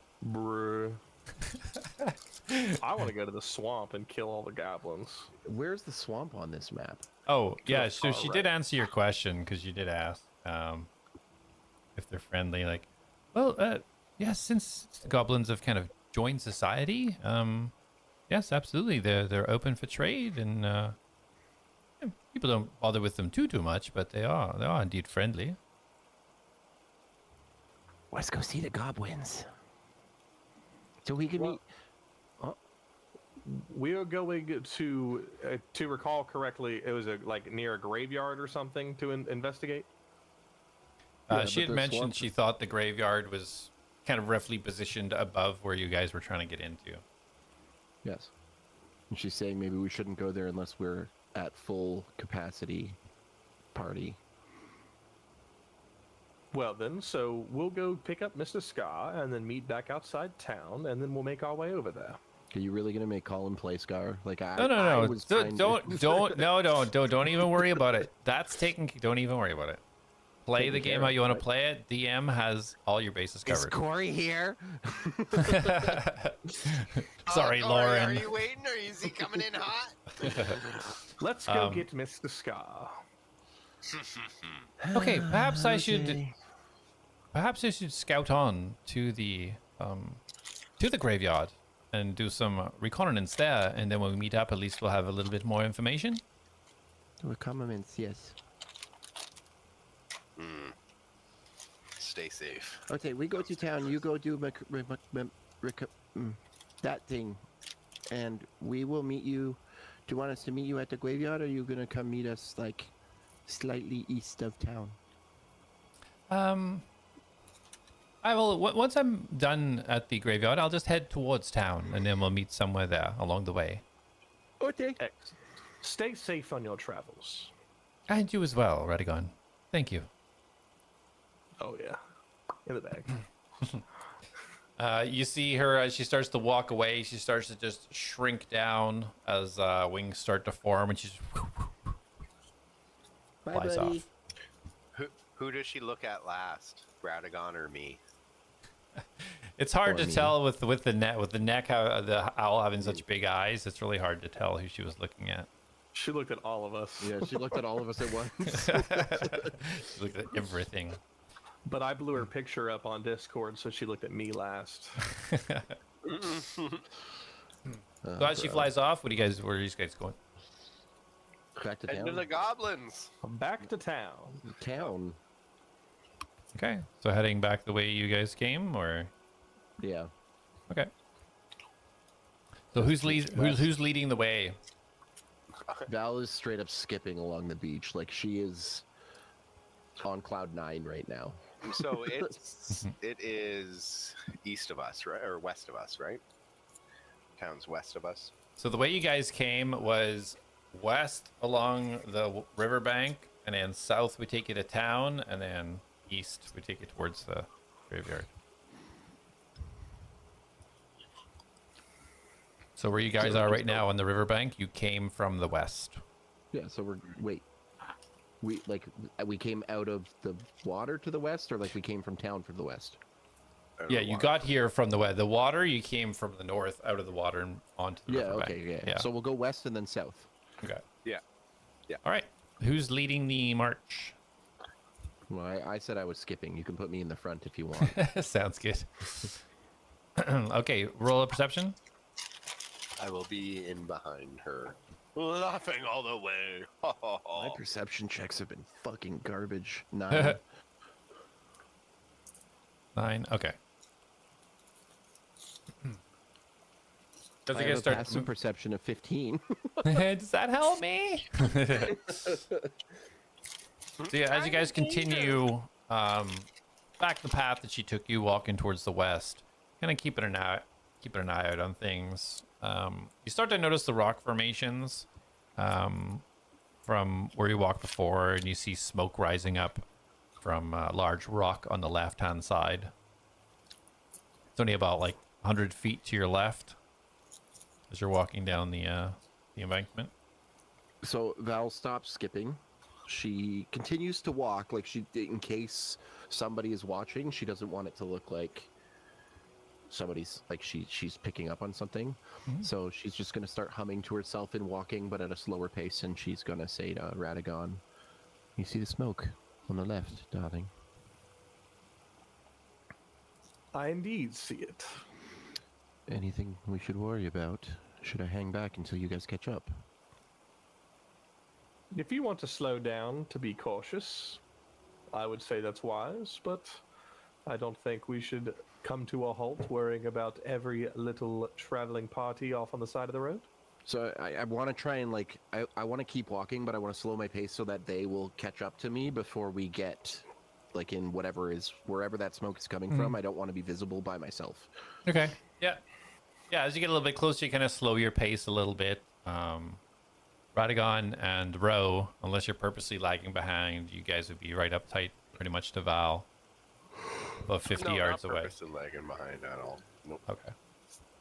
Yeah, so We you just guys have get a little bit short closer. You all you all see the smoke rising behind this large rock. Ro, you recognize this from the area you guys walked past the when you startled the guy in the bush, the goblin that was there. As you guys get a little bit closer, still continue to walk. Yeah, I mean, if it's the same camp, Yeah. I assume I would remember it. I'm not interested. I will just To be walk fair, right we past didn't them. put the fire out. Yeah, as you guys keep walking, you see the little goblin figure that was yelling at you last time, sitting by his fire. Looks like he's cooking something. Currently got his back to you guys. Actually, I am going to take. I have a platinum piece in my bag. I'm going to take it, and I'm gonna move I'm not gonna completely approach him. I'm just gonna move a bit closer, and I'll be like, "Hi, Mr. Goblin," and I'm gonna ting. I'm gonna flick it to him. Yes, sir. What are you doing here?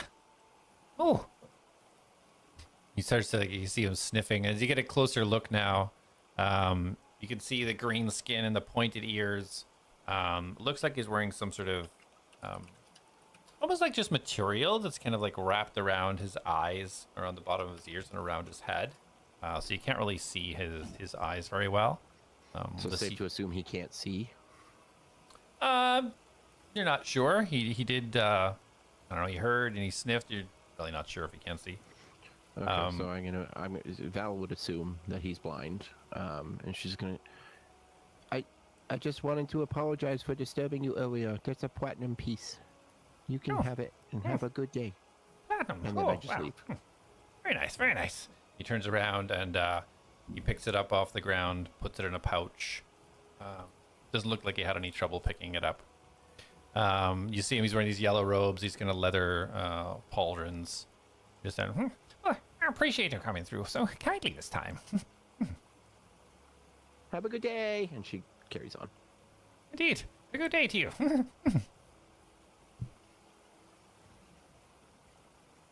rest of you just following suit. Radagon is gonna out loud. Are you gonna make it a habit to give away all that money when you see somebody?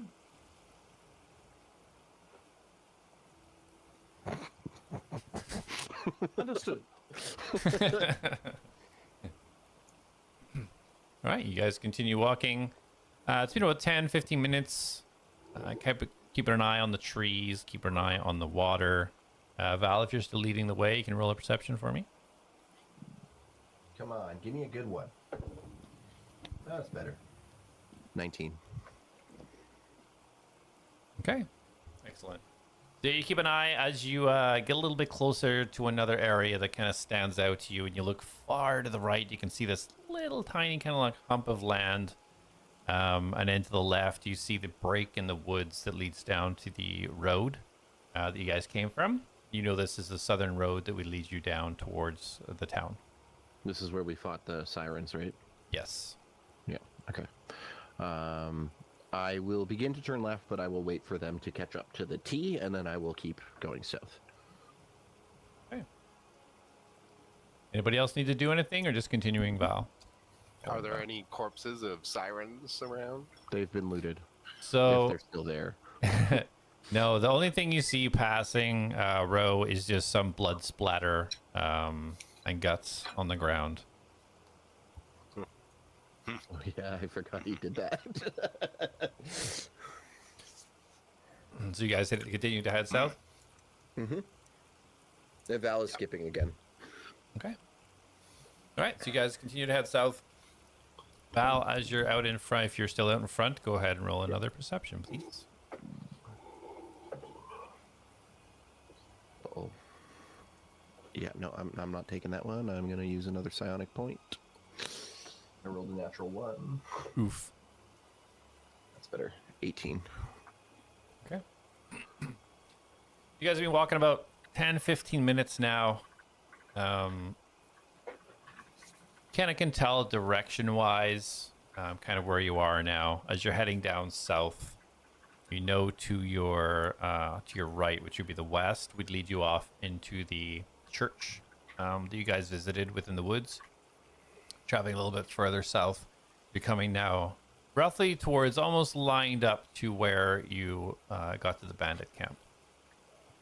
So still on the road walking down, but to the south, just before you kind of get to that region, Val, with that roll, you can see two figures way in the distance on the road, seem to be coming in your direction. Looks like they might be on horses, moving slowly. Is there any rocks, bushes, anything? Yep. So at the side of the road, there are some random kind of rocks and trees Okay, I'm scattered gonna around.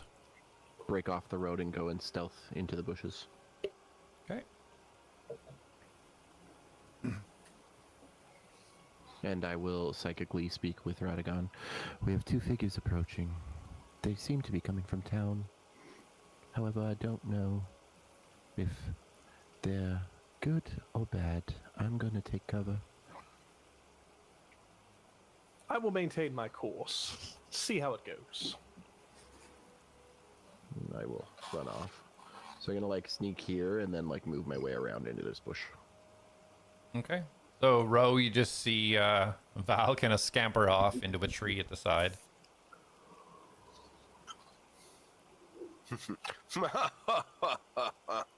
Hide and seek. Ah, yes. Why don't you go look for her? and I will go talk to these gentlemen coming towards us via horse. Val! And I start walking towards the bush. Oh my god, tell the elf to shut up. I think you're on the right track, Mr. Roshi. I fucking hate you. And Radagon is going to kind of get past the distance that Roshi is and just kind of make his way towards, like, he's not like in line with these guys on the horse, but he's just on the path, like just nonchalantly walking. Okay. So Val, roll a stealth for me. And Ro, you're not trying to stealth. You're just walking over there, right? Yep, nope, not stealth at all. Okay. I don't know what it is with my stealth rolls tonight, but 23 again. 23. That's a stay. All right. So Radagon, as you're walking down, you can see these figures get closer now, and you can see that it doesn't look like they're galloping. It looks like kind of a slow trot towards you. Roll a perception to see what you can see from here. Natural 15. Okay. Not bad, not bad. So you can see it looks like they are dressed differently from one another. One looks like they're wearing sort of heavy armor, plated armor. And another looks more of a lightly dressed in leathers. Kind of hard to tell exactly from the distance, but it looks like they're both dressed quite different from each other. Okay. Yep. Radagon's going to maintain course. Okay.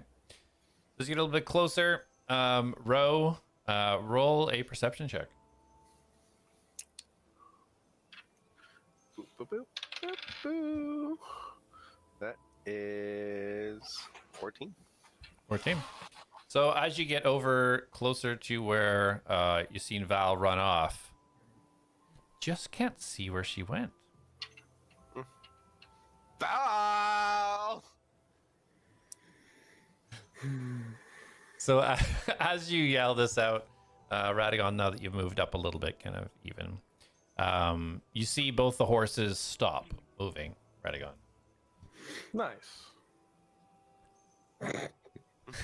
Exactly what I wanted them to do. Radagon maintains course. Okay. And, like, how far away is he? So you're about 100 feet away now. Oh, yeah, 100 feet. He's still walking. Okay. All right. Rochi, what are you doing? You diving in looking for Val, or what are you doing? No, I'm going to stand outside of the bush and keep trying to pass perception checks. That's dedication. All right, so you're standing outside. Each time you look, it's a little bit harder. So go ahead and roll a perception. 10. Okay. You're looking through branches. You're looking up and down, up the tree. Man, you can just not get a beat on where Val He's like went. moving leaves out of the way, and Val's like in the leaves that he's moving. He, like, Yeah. Pushes me out of the way. She might be back. Yeah, literally steps on her head to get on a branch. So yeah, while you're kind of like peeking around in there, you see the horses have started to move towards, and now Radagon, you see them a lot more clearly. Yes. Let's see. You can tell from where you've been from, you can tell that this, especially the fully armored warrior with sword by his side, shield, you can see kind of pointing out the corner, strapped to his back, full plated helmet, full shoulder plates. You recognize a Centaurium brigade soldier when you see one. And beside him, adorning the leathers and a bow across his back, this kind of brown spiky hair. You know this to be a brigade soldier as well. As they start to approach. Are they like walking towards me, or are they just passing by? So their horses are moving very slowly still towards you. And you see the leather one on the left start to kind of point their horse towards you, moving over. Radagon will kind of step off to the side, just one step to the side, as like he's believing to let them pass, and then he's gonna give them a bow and go, "Praise to Centaurium." as he continues to walk. Okay. So as you're walking, they both pull their horses to this sort of towards you and kind of stop. Ah, greetings, citizen. Hell, my name's Ruthkan. Who are you? Ah, I am Radagon, and he goes right back down into like a big bow, and very not flamboyant. That's not the word I wanted. Exaggerated. Very big bow. Yeah. There we go. Oh, no need for bows, of course. We're all just citizens, aren't we? If that's how you see it, I just like to show my respect to those who protect us. Well, it is appreciated. And he gives a little, his reins, he gives it a little shake to the right-hand side, and the horse lowers its front leg, and it kind of bows to the right, and you back up, and he kind of gives you a nod. Such exquisite training of a fine beast. Of course. Speaking of beasts, who's this fellow? Ah! Oh, he's rather new to me as an acquaintance to me, but I believe he goes by Mr. Roshi. Indeed, what are you and Mr. Roshi doing in these parts? We are making our way back to town. You see, I've been tasked with helping this lovely, and he says kind of sarcastically, lovely city, with helping out and making sure the people here know that Centaurium is the one that's lending a hand. I see. Are you the one that was, you part of Scar's group? If you would like to look at it like that, I unfortunately have the pleasure of working alongside Mr. Scar. Noble on the battlefield, not very noble or bright off the field. He kind of just chuckles and looks over at the guy on the plated armor beside him. Well, we haven't heard too much about him, but I'll take your word for it. What's this fella doing? You, over there. He is playing his favorite game, hide and seek, with Miss Val, who probably scampered off at the sight of two shining soldiers on horseback. Shut your mouth. Wow! Don't bring me up. Is there someone there? Please come out and identify yourself. And Radagon's gonna thank to Miss Val. At times like these, open and honesty is probably the best play. No, you don't know what you're doing. She is going to very cautiously and slowly come out of the bush. Okay. Hello. Ah, you have a child with you. That's a little bit dangerous in the forest. Bring a child? Well, the task we were given was not very dangerous, and I had to go receive a tome, you see, to return back to the church. Val is going to act like a tiny child and run behind Radagon and like hide behind his leg and just like peek out from behind him. Oh, don't be afraid, young child. And this soldier now swings his leg off the side of the horse. Do you wish to pet the horse? It's quite friendly. And Radagon's gonna kind of go with it, and he's gonna pat her on the back a little bit. It is fine, darling. These are the soldiers I told you about that fight for Centaurium. Stop now. Get rid of them. And Radagon just kind of thinks it'll happen in a moment. Go along. She very carefully and coyly, like she tries to keep her head down, walks up and pets one of the horses. She can't see the faces of the face of the plated one, right? No, he's wearing his full plate armor is covered right now. Yeah. So she's like trying not to look at him. Okay. And keep her face hidden, and she pets the horse, and then she kind of and then runs back and hides behind. Okay. So as you reach down to kind of pet the horse, it's kind of like got down, leaning down on its front kind of knees, if you will, lowering down just to allow the pet. And as you do this, the looks like a ranger to your eyes would say, "Are you okay, little one? Do you need help from these people?" I'm okay. I'm okay. Very well. Let me know if you need assistance at all. Okay. Thanks. Very well. And he steps back, and the horse kind of gets back Same up on thing. its She legs. runs and hides behind Radagon again. He swings his leg back up on the horse. You muscular one, come say hello. Val! I turn away from the bush that I was still looking in. I go up. From town? Just stopping through town. What brings you here, sir? Sent on adventure. Ah, adventure. I remember the times. Well, what's this adventure entail? What are you doing? Looking for something or a bounty, perhaps? No, but do you have any?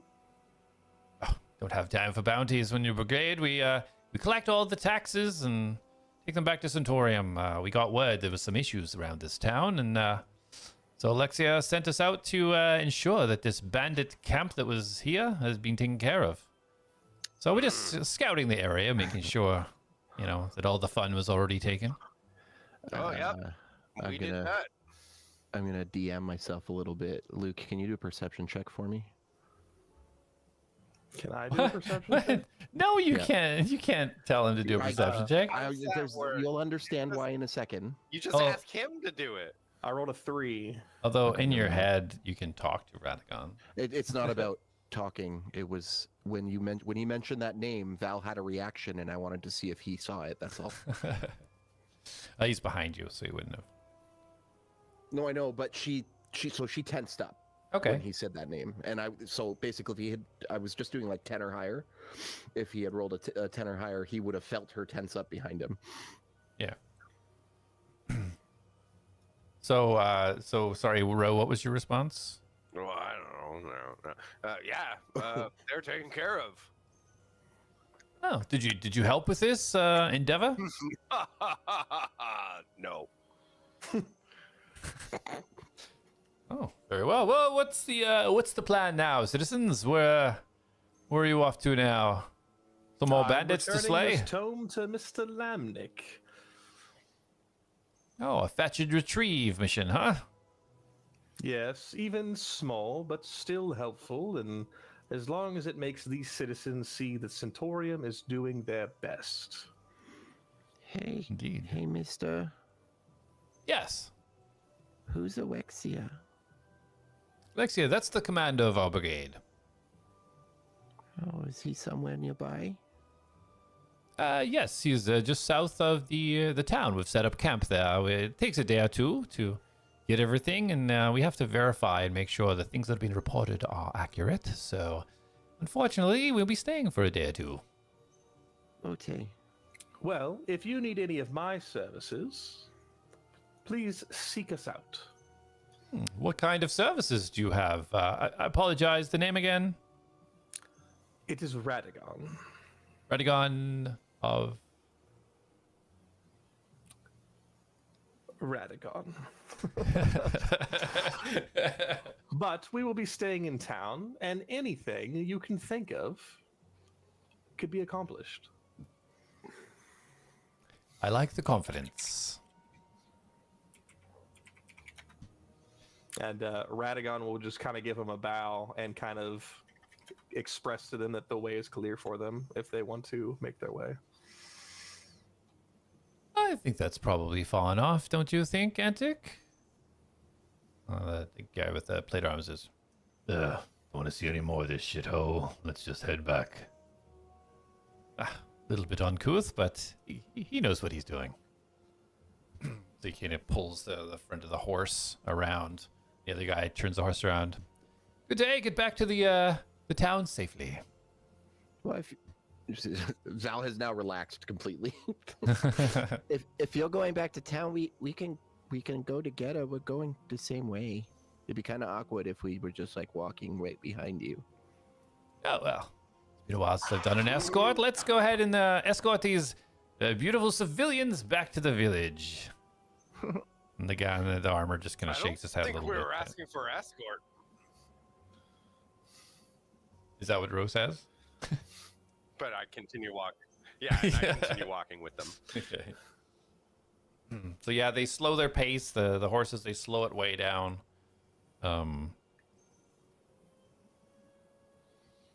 Who's gonna kind of lead the way? Who's gonna get up at the front of your group? Radagon will take lead. I And figured I'm walking right beside the horses Okay. as my works. little. I'm will- surprisingly fast. I will stick next to Radagon. Okay, I'm just gonna remove you guys a little bit here. Continue down the path. And as they're walking, Radagon is going to ask Val, so any particular reason you go from playing the scared little girl to the questionnaire girl? It's just Radagon.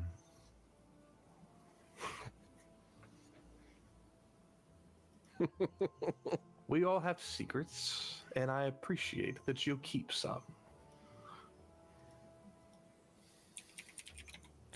As Ro, as you're beside the soldiers, like, so sir, you weren't part of the Scar units, no? What exactly brought you here? You said adventure. What brought you out this far? There's not really much around here, Kindrak. No adventure.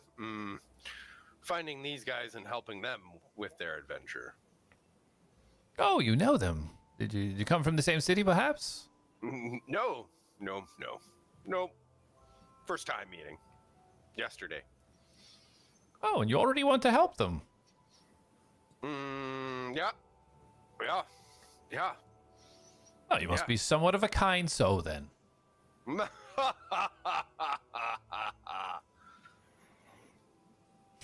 Just laugh at it. We should definitely never let him do the talking for us. Ever. He might get further than Scar normally does. That's fair. But I feel it, especially if the two of them were in the same room. Oh, dear God. So, I think he might want to kill this guy more than he does me. Yep. It's going to be an interesting time to see them interacting. We should plan our moves ahead of time before we bring anything to them. Agreed. I love this psychic ability. It's so yeah. So as you guys are walking down, so the soldier leans down a little bit, Ro, kind of towards your height. He So kind all the way of off his horse. he goes to He's he like, goes to talk, "Lead." he goes to talk, and then he kind of stops and he just swings his leg off and he just grabs the reins and he just walks beside the horse. So just meeting these individuals yesterday. Is there any cause for alarm? Have you seen anything perhaps that we should be concerned of? No, they're puppies. They're children. Idiots. Roll a deception. There's only one true statement, and it's only half true. Yeah. That were animals. So with my 10 minus 1, that's a 9. 9. Indeed, little puppies, huh? Don't let looks deceive should get you. up there and do the talking. People can definitely hide away things that they don't want you to see quite easily. Don't you find? I find that all the time. What do you eat? You are built. What's your regime? 100 push-ups, 100 sit-ups, 100 miles a day. My, if only I had the time for that regime. You just get faster at it. Gets done quicker. Smart man. Of course. I just keep looking at my -1 to intelligence. All right, so you guys continue to walk down.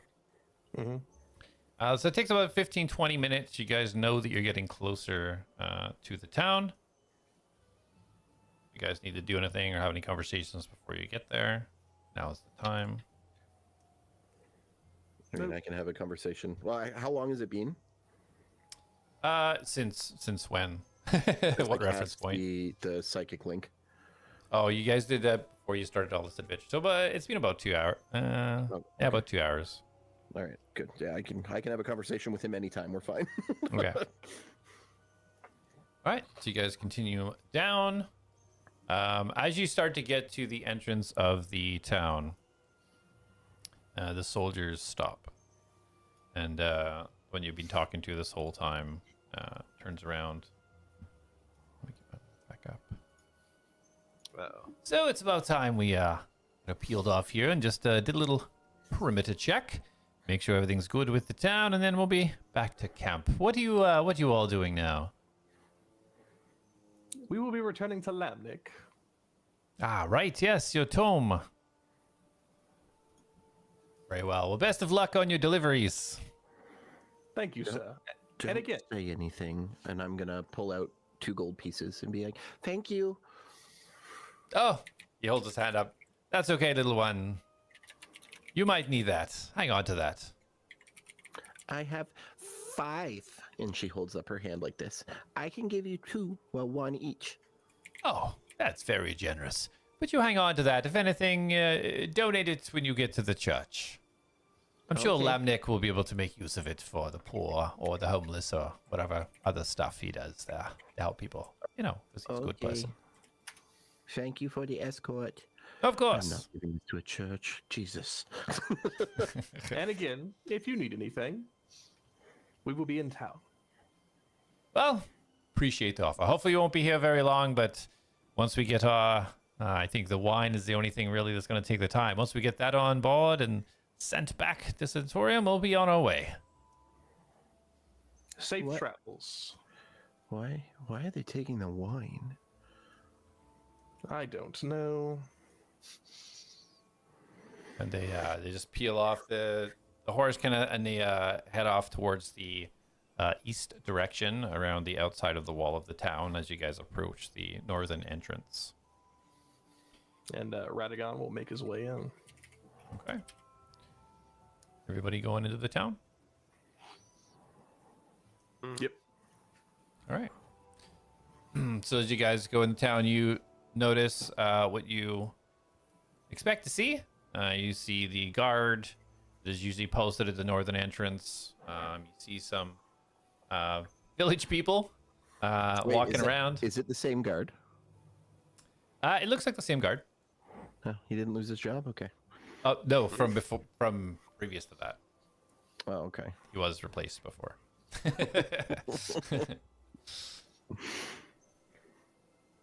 Welcome back to the town. How did it go out there?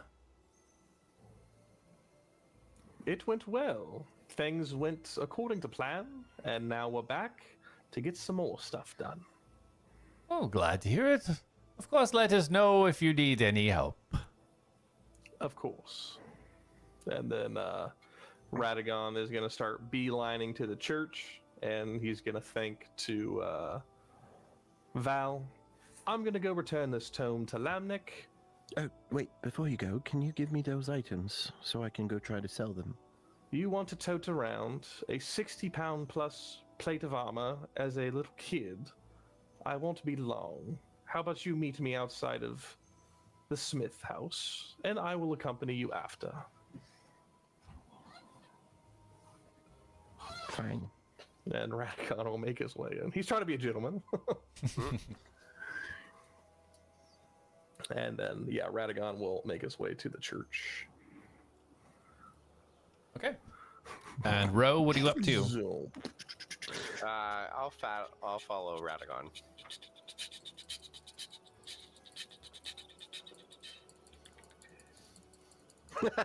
hey, Okay. who locked that? So you're following. I can still following shake it. Yeah.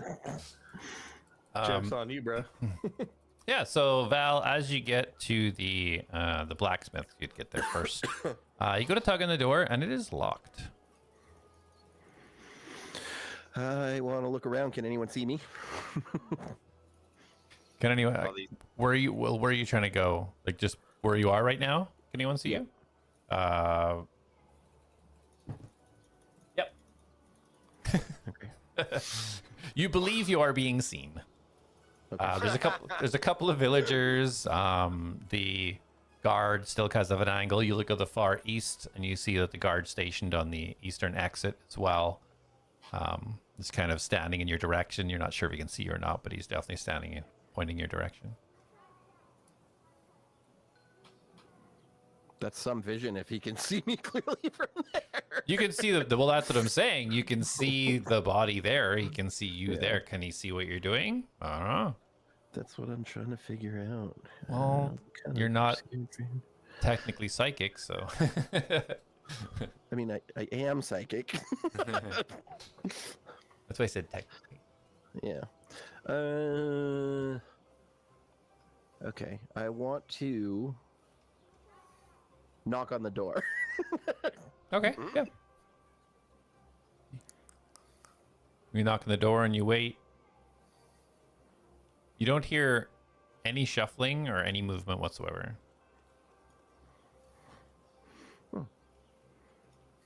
Okay. I'm gonna make my way over to this guard. You can deal with Radagon in whatever time that takes. Yeah. You just start taking a walk over there. So Radagon, you reach the doors to the temple. Yep. And he's gonna go in. Okay. So you pull on the door and locked. And he will also knock on the door.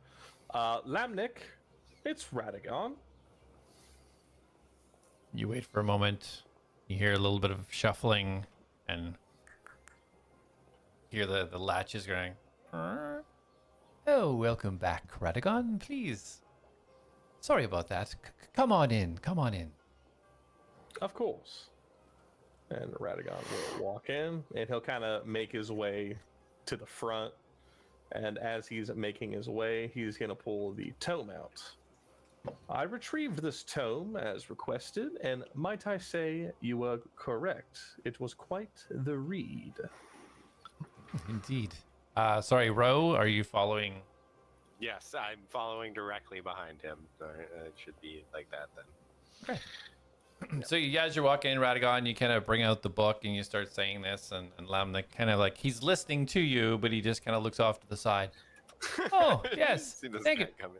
Who is this gentleman? Hello. Greetings, my friend. This is Mr. Roshi. I just met him yesterday, so please don't hold me accountable for his actions. Roji, at your service. Oh, of Right, course, go we're to all shake his only hand. accountable for our own actions, aren't we, Mr. Roshi? Reaches out to shake your hand. I crush it. Yeah, so Ro, you've seen this the first time. This is a tiefling, kind of like blue, grayish kind of skin, long kind of horns pointed back. He wears this. It's a golden robe, but it's kind of dirty, kind of tattered a little bit, kind of red, kind of cloth pauldrons that kind of lay down. Very sort of kind, gentle-looking face. I will gently shake his hand. Okay. Ah, quite a strong grip you have there. Very nice to meet you. So you know Mr. Radagon, yes? Ah, yes, old friends. Oh. You never told me about this friend, Radagon. Oh, I just met him yesterday. Oh, you mean he's old? He's not that old. I understand his appearance is a little bit, the hair and such, but he's quite young, I assure you. Yes, Mr. Radagon? That is accurate. Well, I do apologize. I asked you, give you a task, and you have completed it, and I very much appreciate it. How's my old friend doing out there? He was doing quite well, and he was very kind to let me sit and rest for a while, and even go into detail about this tome, and it was very interesting, and I do look forward to meeting him again. Oh, indeed, the story of Valmor and Adele. Quite an exciting one. Not a lot has happened around these parts, but this is quite an exciting story. It was. A lot of people seem to shy away from this story, say it of evil, but I found it most intriguing. And Radagon has a very somewhat sinister smile on his face as he's saying it. Okay.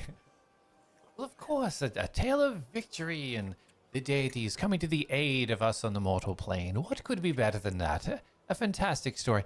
One of sacrifice, but willing to do so for the better of others. Indeed. So, that has been done. Is there anything else you need from myself? Is there anything that you perhaps would need from me, Radagon? Not that I can think of at this time, but if I do need anything, I will come to you. Very well. Well, thank you very much for the delivery. Work must be, of course, compensated for. And he reaches into his belt and pulls out. He gives you 5 coins. There you go. If I require more assistance, I'll be sure to let you know. And don't be a stranger. He gives you 5 platinum. Thank you much, sir. And Radagon will give him a bow and make his way out. He bows back. Mr. Rowe, Yes. do you visit temples often?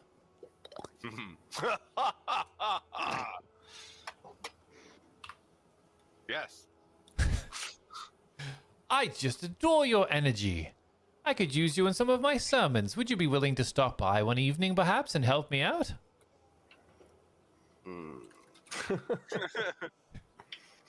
Inside Tim feels gross. Possibly. Excellent. Well, that's all we can ask, isn't it? Is the chance of possibility. Well, thank you again, Mr. Radagon. Don't be strangers.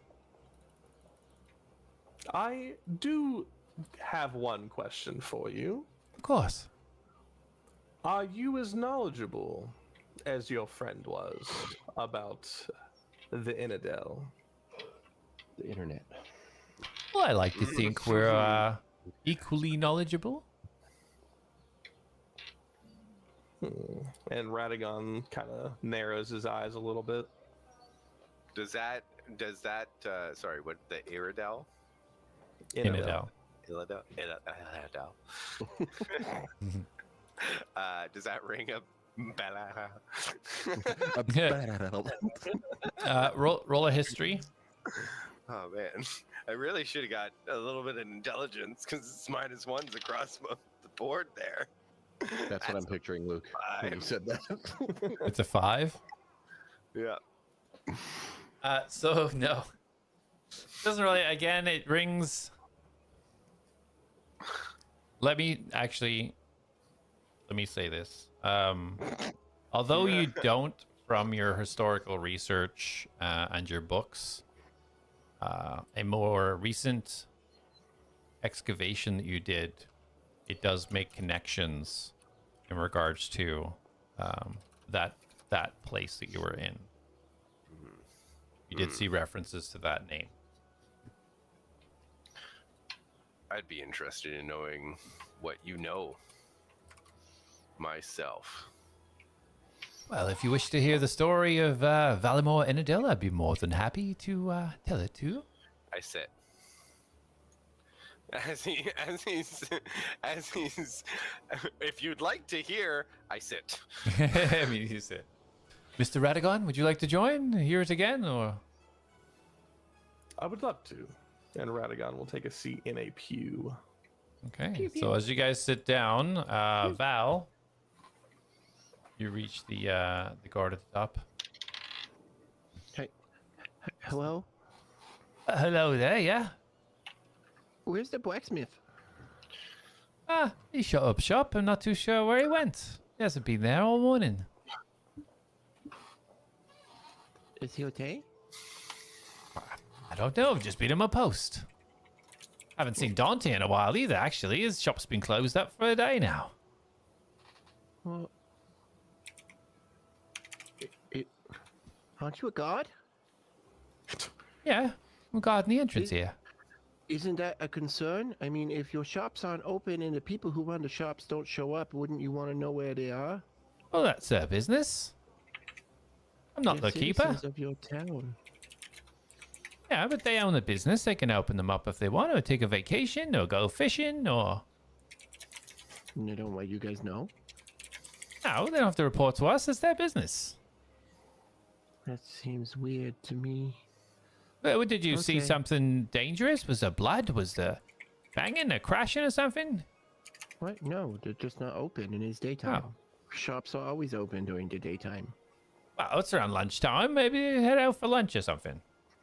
Well, you said they weren't there all morning. They clearly didn't head out for lunch if they weren't there in the morning. Oh, well. Sorry for giving suggestions. I mean, I want to say it's okay, but like, you're giving me weird suggestions that don't make sense. Right? Sorry can be more help then. Yeah, me too. She walks away grumbling. Okay. Says, God, don't know Is what that- you're doing, stupid. Oh. She's gonna Fucking go there. rude. She's gonna go check on Scar actually. Okay. So you head into the inn. Yeah, and I'll go if he's in his room because I think he passed out on the floor. Did he not? He's, As a refresher for Scar, he crawled into, after turning Ruck Po when he broke his arm and was bleeding everywhere and got like fixed up by Lamnik, he went up and rolled him into a burrito in his blankets and then squished himself on the bed to lay beside him. So it was him and a bloodied Ruck burrito sleeping in the bed. Okay, I will go up and try to find him. Okay. You head upstairs in the inn. Back over at the temple. Could I interest either of you in a glass of wine, perhaps? of course. No, thank you. Perhaps some nice crystal clear water for you. Yeah, I'll take water. Thank you. He goes over to the altar and you see he pours out. You recognize Radagon from what he poured out last time. A cup for you, and then he goes over to the other end, and just by the back, he has this nice crystalline, shining, crystal clear jug that he brings out, and a small tempered glass that he puts in almost the size of a shot glass. It's really tiny.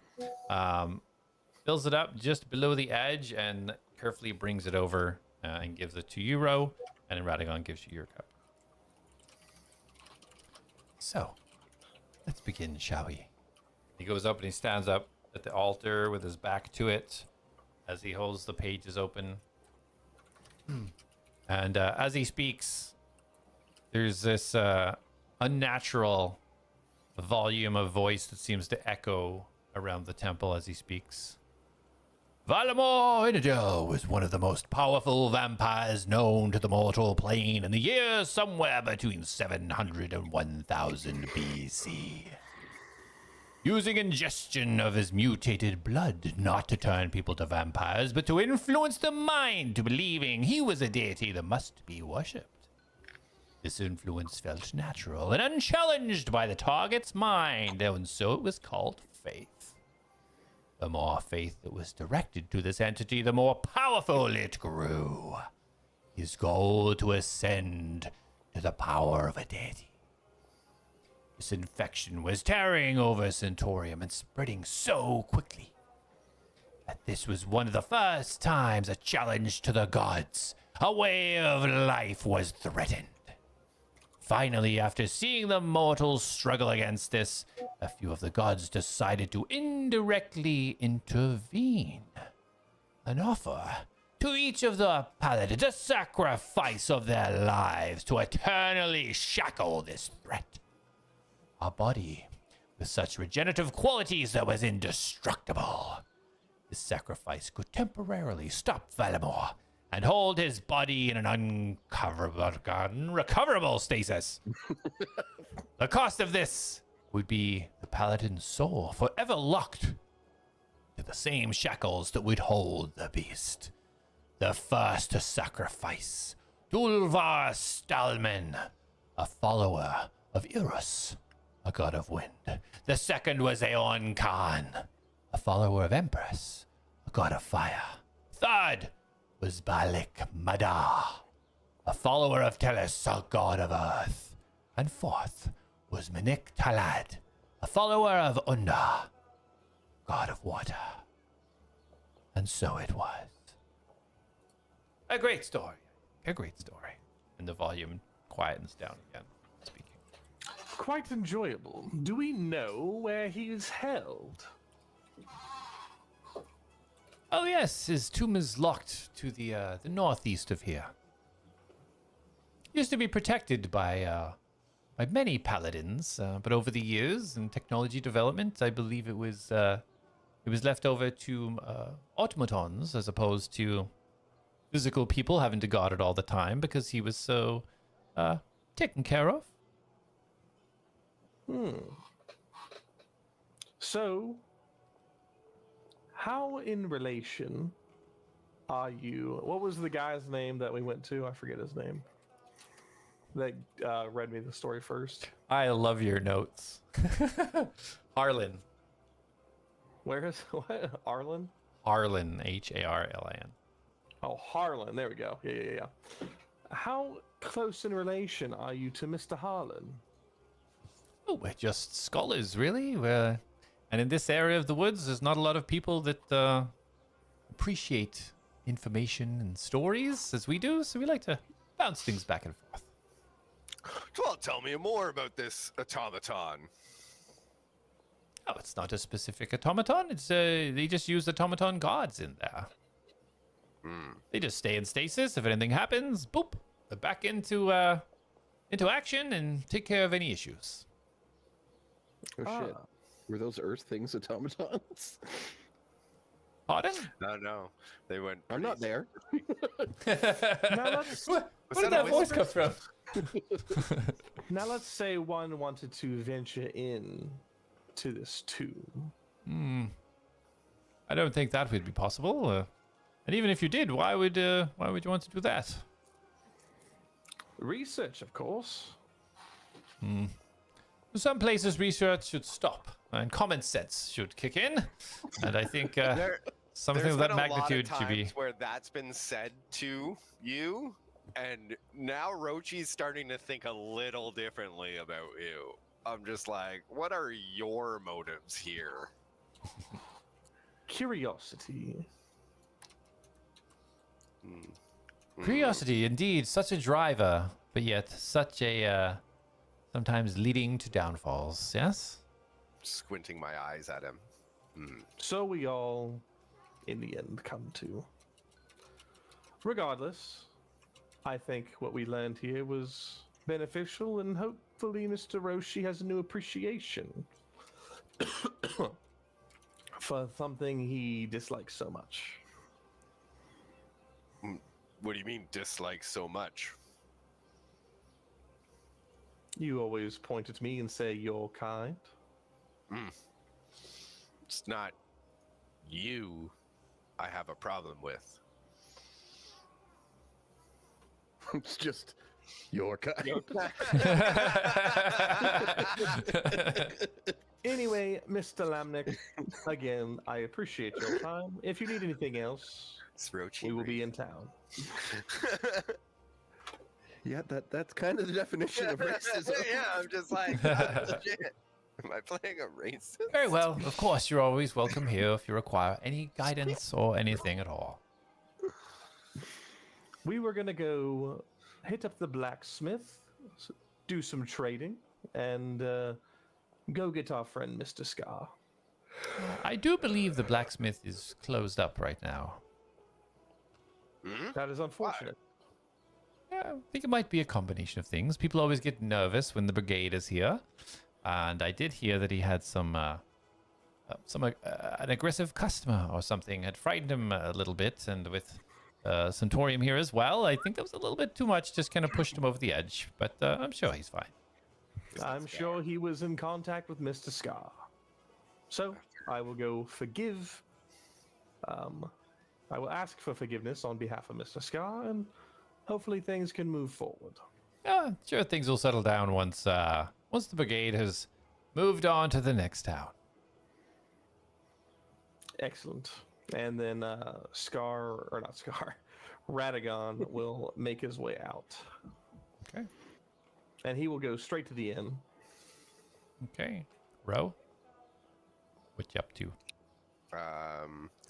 I am going to slowly follow Radagon, but as Radagon, I'm really lagging behind and waiting for him to leave the building, and I'm gonna turn around off to the side and be like, sorry, I'm just looking for it specifically.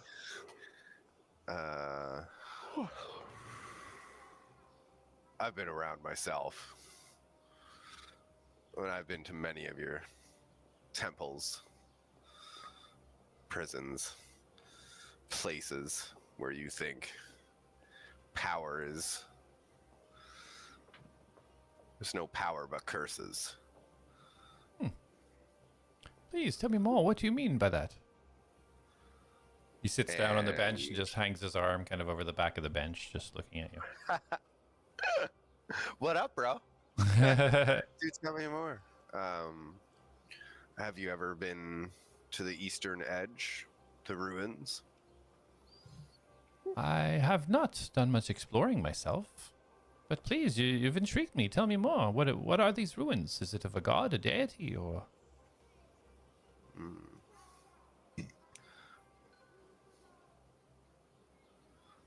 It's for their kind. Places where vampires would hold their knowledge. I see. And you see him move his hand up a little bit and just kind of wave his hand, and you see the door slowly close behind.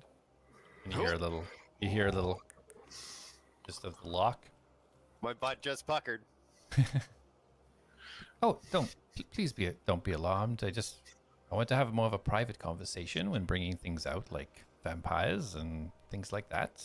You never know who could be listening. Please, you're free to leave at any time. It's just, let's make this a private conversation. Of course, it is a wooden door. Of course, I'm able to leave at any time. No wooden doors stopped Rochi. What have you learned about being boastful, Tim? Jeez.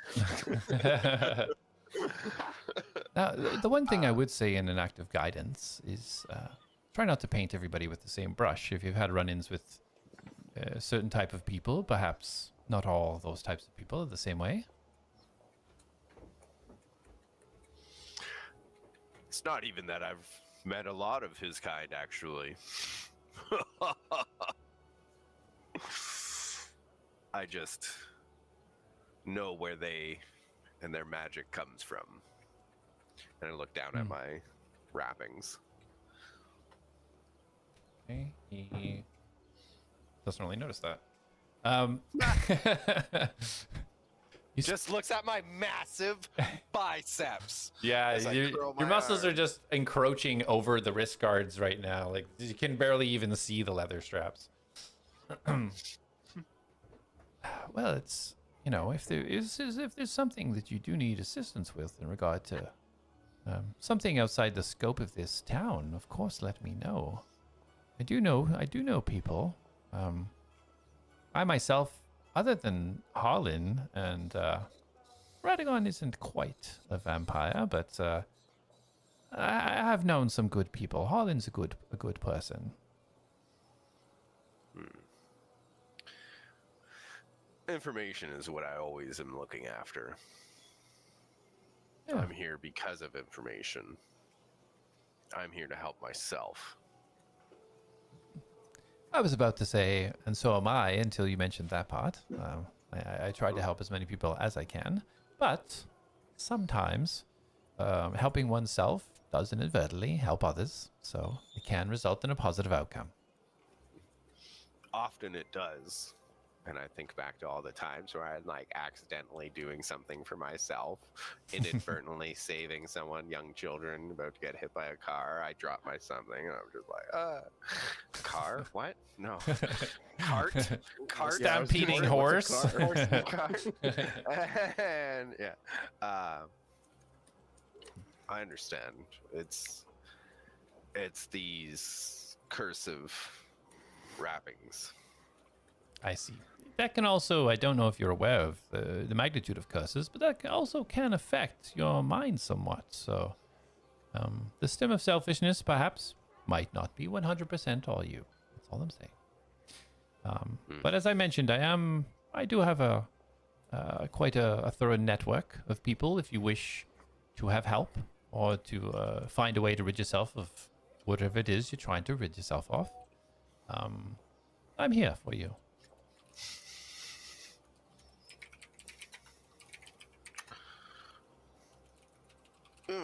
Yes. Thank you. And I feel like this guy doesn't really have much to offer me. And do you by chance have any books of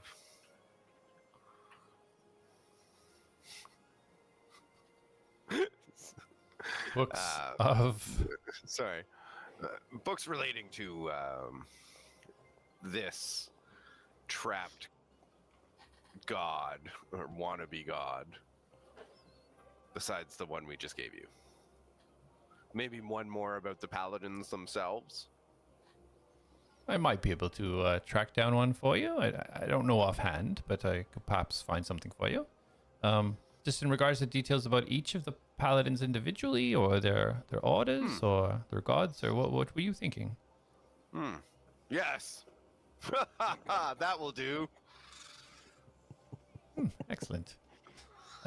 Sure, yeah, my downtime, perhaps I'll take a look for you. More than happy to help where I can. One other question. Are you aware of any... I've heard rumblings around, and, you know, you're new in town. Have you heard anything going on about the Caterva Invagar? Yes, I have. I know of them. Have you heard of any goings-ons? I'm not able to get out very much, and I'd be most curious to see what's happening there. Well, to be fair, they're not looking very good. They hired a bunch of bandits earlier. That was why we were around town, to finish them off. The Caterva Invagar did that? Why do you think I was here? Luckily, the group I was with cleared them out for the Centaurium. I was sent by Centaurium to make sure that it was done. Well, that's a little bit contrary to what the stories of these people usually are.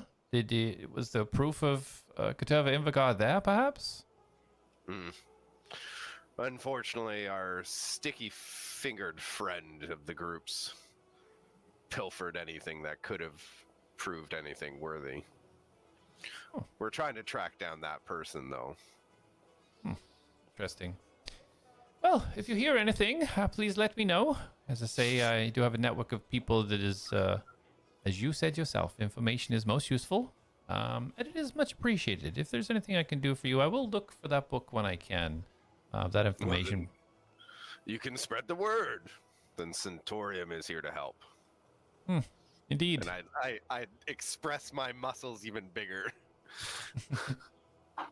Very good. Be careful. Don't want you to rip those pants. Yeah, I don't have spares. He didn't mean that muscle, Colin. Jeez. You seen those quads, man? He's like, "Ugh." Oh yeah, everything will rip. I will turn to leave. It was nice meeting you. And you. It'll be good to see you again next time, Ro. I'll be sure to stop by. Excellent. And he just turns around and faces the altar. Why is there someone in every group that blames me for everything? And you can easily see the latch that was there. You can unlock it if you want to. It won't let me though. Nah. Trapped. So Save me. Oh yeah, prove it right here. So while this is all happening, Val, you head up the stairs to look for, because you don't know where Scar is. You just left him sleep on the floor and downstairs. Yeah, I thought there was blood outside the door, though, because I thought we did find what room he was in. No, you didn't. No, the last you know, Scar was face first. Scar, yeah, but he found the room that the guy was in because there was blood on the floor. He did, yeah. You don't know that. So yeah, as you head up the stairs, you see the hallway you recognize with the doors of the inn lined along there. Nothing stands out. Okay, I So, I will go door to door. I will knock. If there is no answer, I will pick the lock and peek inside. Okay. So the very first door would be, well, there's one on the left and there's one on the right. Which one would you like to start with? Left. Okay. To the left, you go to open. It is locked. So go ahead and roll your luck picking. I did knock though. Did there no response then? No response. Yeah, these doors are pretty shoddy. Like it rattles when you try to. Would have definitely alerted someone. Yeah, but I want to knock first before trying to. Apologies. Knock, knock, knock, knock. Yeah, you just walk in on someone. I really steal when they're not home. Dirty 20. Okay. Yeah. Perfect. So yeah, you fit those tumblers. Just feel work your way through, no problem. You slowly can open the door and peek in. Nobody in there. The bed is made. The table is there. The dresser is there. Okay. Do the doors just automatically lock? Like if I close it again, will it still be locked, or do I need to like reach around and lock the door again? You would have to lock the door again. It doesn't auto lock. Yeah. Okay. So I will do that unless it's like one of the like lock locks. Then I'll just pick it closed. Yeah, having picked it, you know the sequence of tumblers. It's very easy for you to go ahead and retract your lock and lock pick and relock it. Okay, and then I'll go to the right door. Okay, so you knock. No response.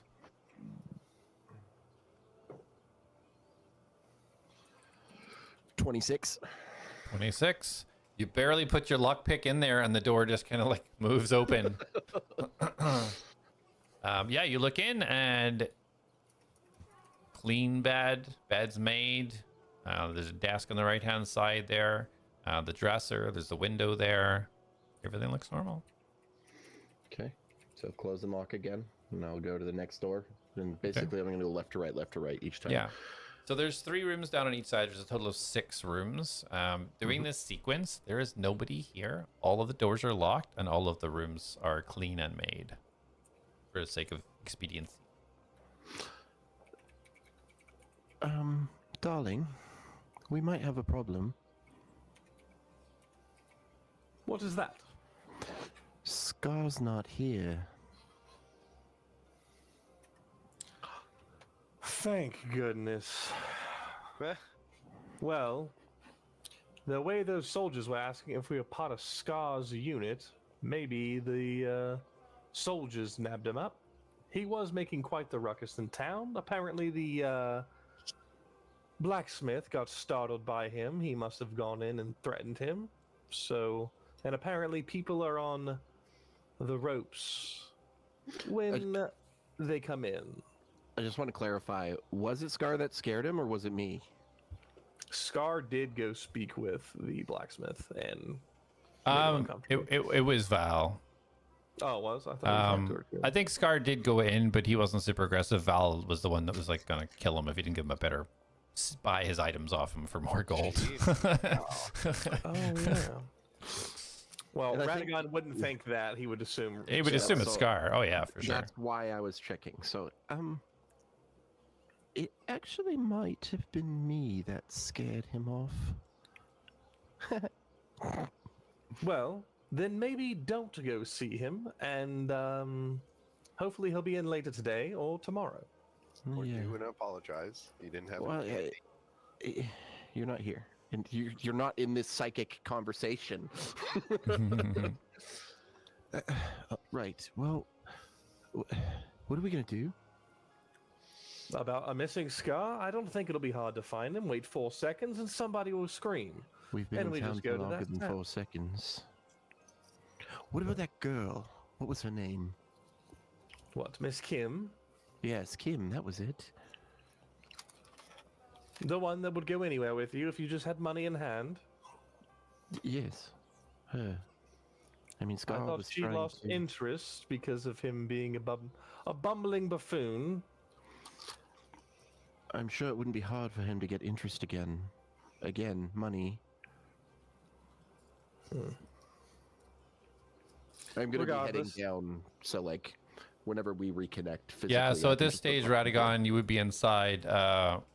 Ro, where are you heading when you exited the temple? I'm following Radagon. Okay. I picture Radagon like talking in his head, and then as like he walks in to see Val, he just starts talking out loud again. Yeah, as it comes back down the stairs. Like finishing a sentence, and they're like, "Oh, it's fine. We'll locate him." Yeah. Is there? And then when he walks in, is there anybody in the inn? So the inn is empty right now. Where are all the townspeople? Well, Oops. Lamnik did say that when Centaurium is here, everybody is on high alert and on edge, so they're probably hiding in their homes. Did you not find it odd that those two guards were overly talkative to us, What did the two questioning us at every thing we did? Well, no, because one of them asked me if I was okay and if I needed help. Maybe they thought you were kidnapping me. Now, I just want to ask, do you want me to allow that little slip or were you saying that in the telepathic link? No, you can bring it up if you want. I said it out loud. I do. You still keep up the facade. Were you dropped on your head as a kid? No. Right, because I believe that. Anyway, Scar's not here. I already told Radagon. I believe I know who to speak with, and I will go speak with him and see if Scar is nearby. I think I know who we need to speak with too, but I get the feeling he's not there anymore. Well, let's make our way there. What I'm did you starting do to with him? believe He you- was in there, Colin. What? You looking No, it through was walls? And Radagon will make his way out. I open Okay. the door for everyone. and So share as you it. guys are heading out, is everybody heading out or just riding on? Yeah, Instant no, I- transmission. Okay, going. Mr. Teleporter, you stay right back there. And then Dude, as I got as- instant transmission. So As- seeing Roshi holding the door, I'm gonna open this door and walk out. There's only supposed to be one. Okay, fair enough.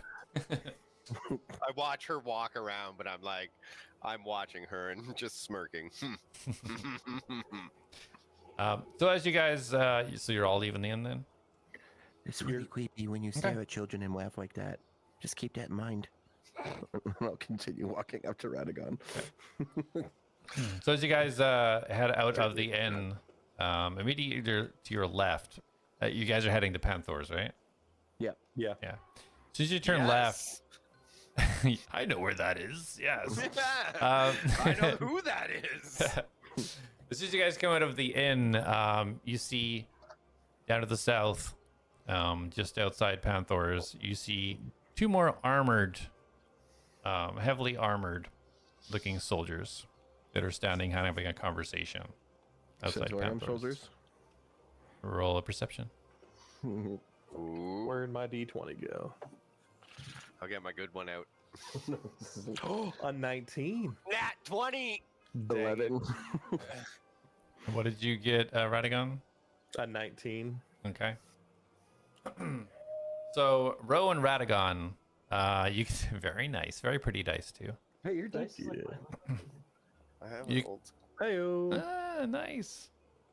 my dice is- You both can tell right away that this is the branding of Centaurium. Radagon, you especially can tell that the as you're facing them, the one to your right is a commander of a brigade. That's a hard word. You can tell that right away by the armor and the shield with the decorated golden C that's on the front of it.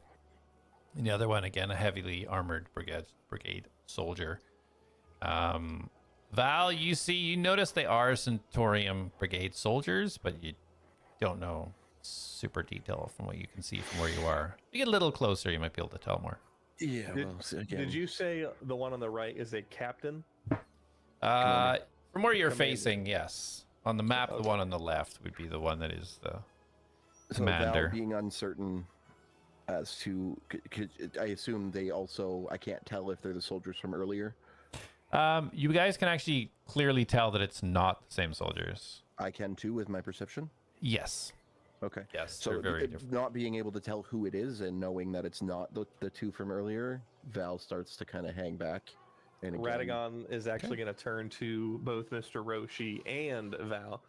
Why don't you two stay back? Go find a bench to sit on. I'll go speak with these, and I'll go speak with Mr. Panther. I'm gonna pull my hood up over my head, and I want to take a bench as close to them as possible. Okay. But like, I want to remain as inconspicuous as possible. You want me to stealth for that? Yeah, you know what? Roll a stealth. Super low DC, but just It's a good thing it's Low, because I rolled an 11. okay. That's fine. You take a wide berth around the fountain. You go kind of like west and then south, so you're really not, going by them. To get to that area. Ro and Radagon, what are you guys doing? I'm going to slip my robe sleeves on because it's been down around my waist. Throw my robe up and throw my hood on, and attempt to do the same thing by following Val. And then Radagon will make his way to the soldiers. Nat 1. Oh no. Okay, so Radagon, you start walking briskly towards towards the soldiers. So, what I need to know is, do you do it with me, or do you wait until I'm gone and then try to copy me? So, Wait. so Okay. I'll answer this because Val, this is like nothing to you. You are fast, you are silent. Ro, however, trying to copycat in his bulkish form, puts his Stick hood to up. diving, bro. Yeah. And as he tries to, as he gets to the fountain and he kind of like pins his back to the side of it to like shimmy across the side of the fountain.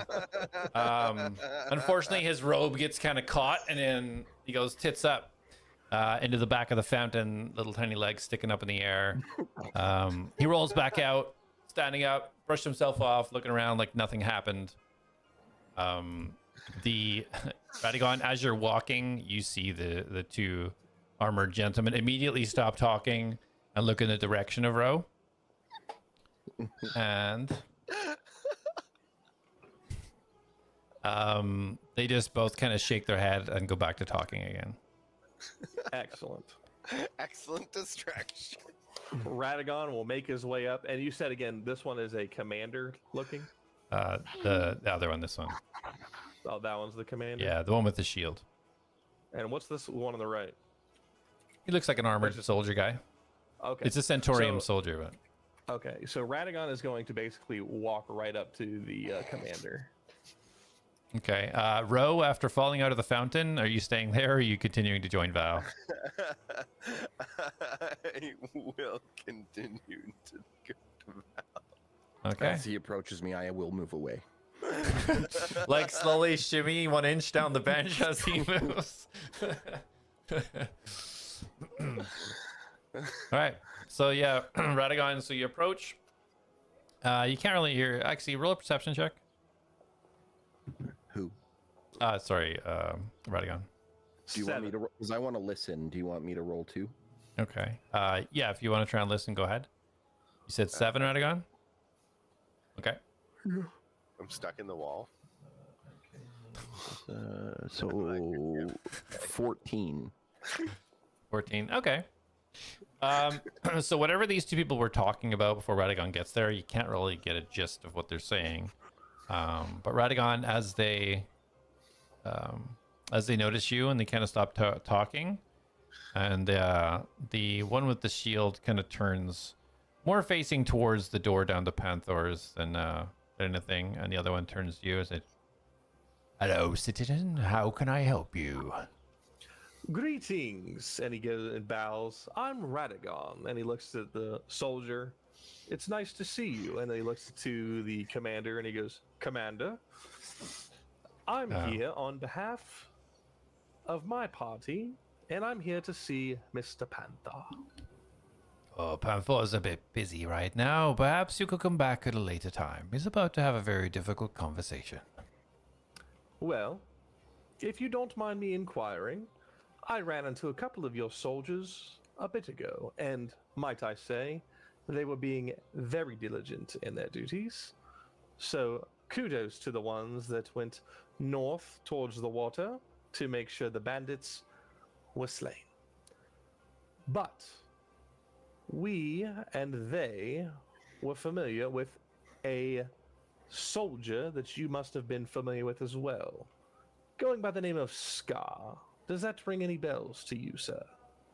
And then when you say Scar, the one with the shield actually turns to face you now. And what do you know of Scar? What do I know of him? I know that I'd like to beat him over the head with a tree branch every time he speaks. Are you not a colleague of his? Unfortunately, I am, but not in the way I'd like to be known as. But, alas, I've returned to town after whatever endeavor he's made his way on and probably destroyed half the town or hopefully was taken away and never to be seen again. But I believe him and Panther at least know the names of one another, so I came to ask if he knew where he was. So are you trying to say that you're not friend of Scar? Would I say friend? No. But unfortunately, I am currently his acquaintance. Where did you last see your acquaintance? In the inn. Probably terrorizing everyone within. And if we were to find him somewhat injured or in trouble, would be you the one that we should ask how that happened? If I injured Sir Scar? Not likely. You don't seem to be much of a fan of him. Well, of course. Would you not want to be dealing with somebody every day who's a buffoon and acts on their own accord and terrorizes and prolongs missions at hand? Well, I've done many missions with Scar, and I found him quite enjoyable. Well then, we must know two different people. Well, you guys are talking. So, would I be safe to assume, like if I were to somehow ascertain they're about to have a difficult conversation with Panther, he turned and looked at the door, that they're going to have the conversation in Panther's house? You would assume that, yeah. Okay. I want to make my way around, break in, and sneak and hide, like under the desk or somewhere in the room. Okay. Roll a stealth. And of course, I'm obviously going to look in first. I'm not just going to break in and be like, Oh, no, this is you getting there without getting noticed. Yeah. And that 20. All right. So as the winds slowly breeze and you move with them, not a flicker does your cloak make. You just breeze your way across, and you make your way up to the window. So is this also a window? I know Yes. this is back here. That's Okay, the cool. old. Yeah, the other window isn't. It's like there's a wall there. It doesn't really. You can't Okay. really see through it. I wasn't sure if there was like a small, like almost like an Yeah. alleyway, but that's fine. So yeah, cool. Yeah, just on the west side there. Yeah. So I want to peek in. Yeah. Roll perception. Oh, fuck. Yeah, of course it's shit. 10. 10. Yeah, you kind of like can't stand up, look in. It's pretty well lit, but you don't see anybody in there. Like you see the bed, you see the desk, you recognize it from previous, but you don't see any person. Good. I'm gonna pick the lock and I'm gonna jump in. Well, at first I'll check if it's unlocked. Okay, roll a stealth. 21. Okay, so you kind of quietly give it a little bit of pressure to see if it's a give, and as it starts to move, you quickly kind of stop it, and then just give it a little bit of pressure on both, and you slowly and quietly move the window up. And so I will sneak in, close the window, and I want to go under the bed. Okay. So roll, and now that you're inside, roll a stealth to make it under the bed without making any noise. 19. Okay.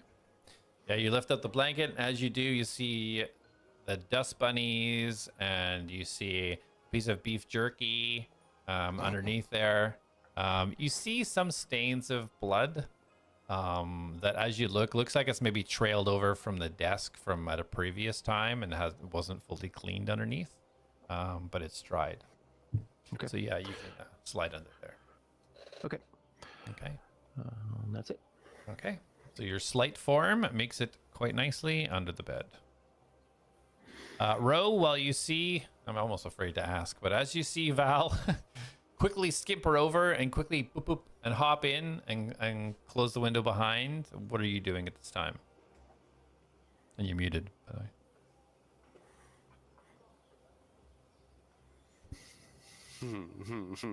Please don't.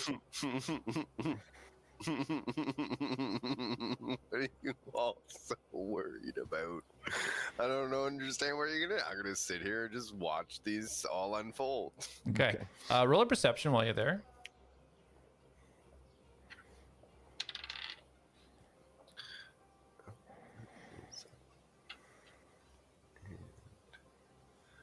That is a. Oh my god, where is it?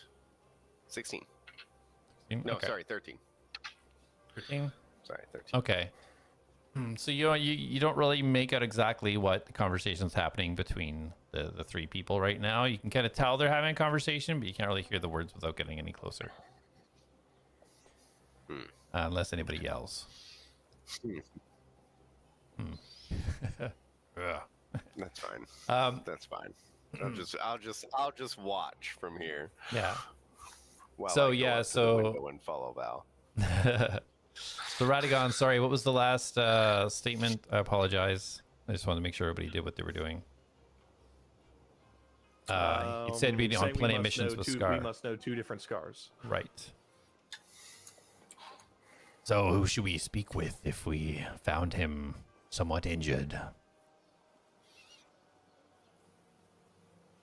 If you found him injured and he was, let me guess, asleep or unconscious on a floor. Well, it looked like he'd had a bit of a battle.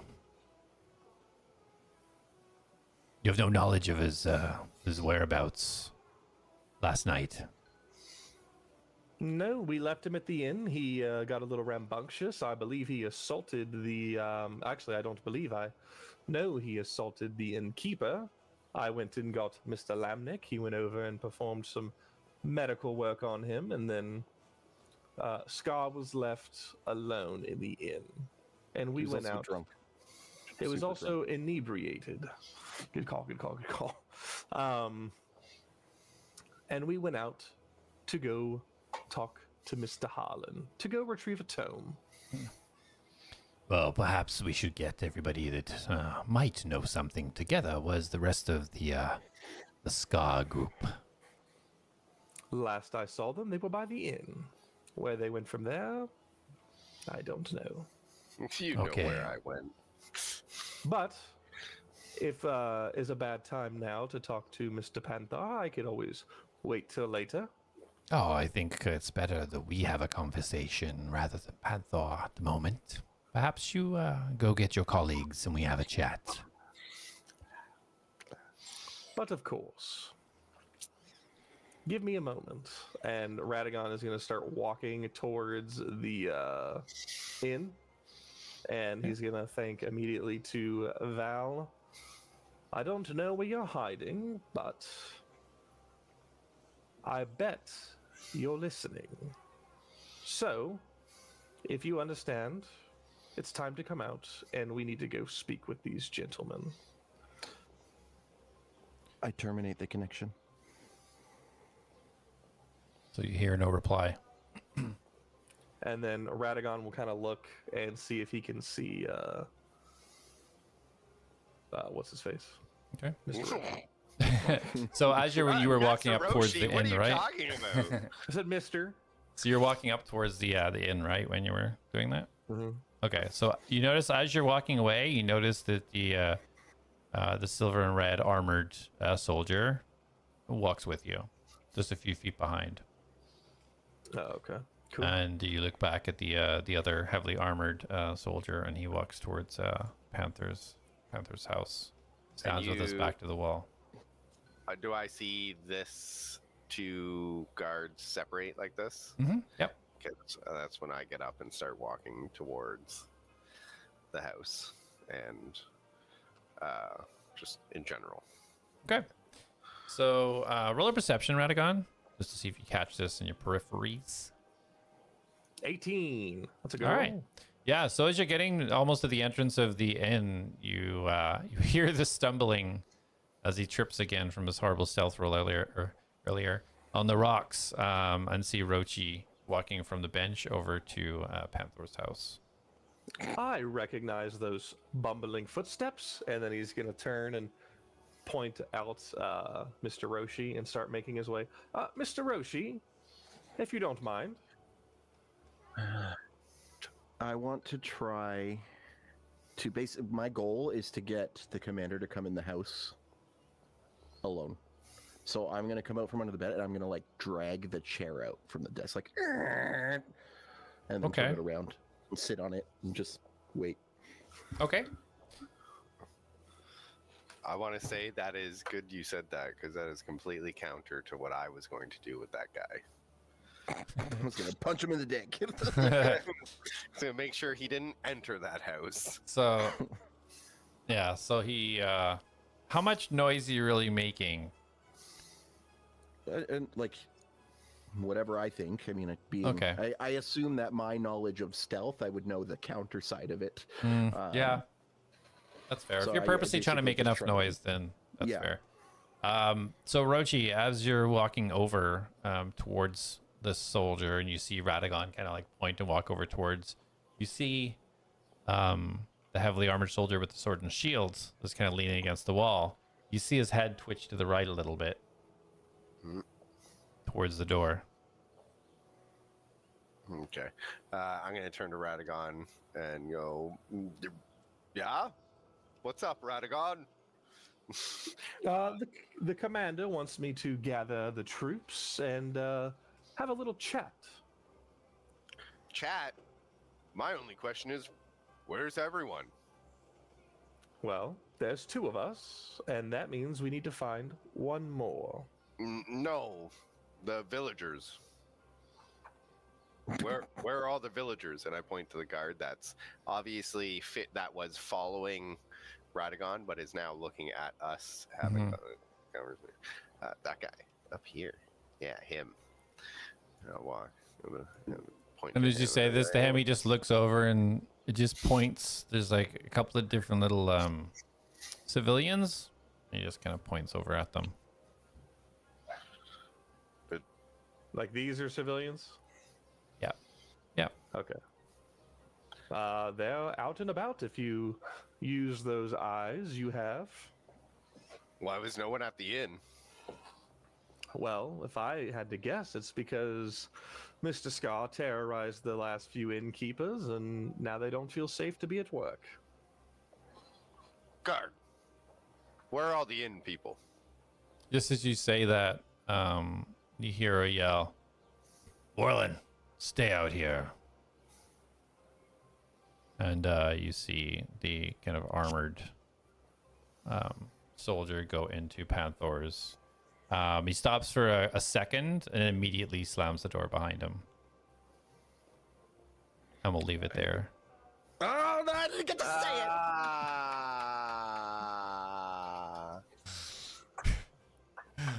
So good session, guys. Write it down so you know to say it. Oh, I know what I'm gonna say. I know Colin probably knows what I'm gonna say. He's got a white cat and he's just stroking. I've been expecting you, Mr. Bond. All right, yes, guys. Thanks for playing tonight. The little bonus session's good. Maybe next time we're playing, Scar might make an appearance. Who knows? Who knows what has befallen him?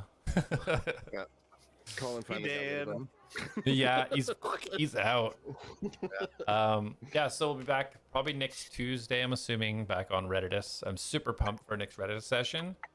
You guys don't even know what is like. It's right there. It's right there. So yeah, Scratching at the surface. next Oh, we're Tuesday, 8 chasing the p.m. rats. EST. Well, I don't know. The rats only get bigger. There's 5 stages of rat growth. And just so you hit stage 2.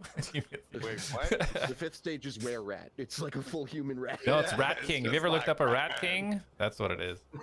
But anyway, God. guys, yes, I gotta go to bed now. I got work in the morning. Hey, yeah, I forgot about that. Have a good night. All right, thanks, guys. Take it easy. Thanks, you. everybody who does watch. We appreciate it big time. Feel free to leave comments too. We will get back to it. And thanks for supporting. I'll see you next one. Thank Take it you. easy. Thank you Yeah, for watching. Please watch us more. Love being watched.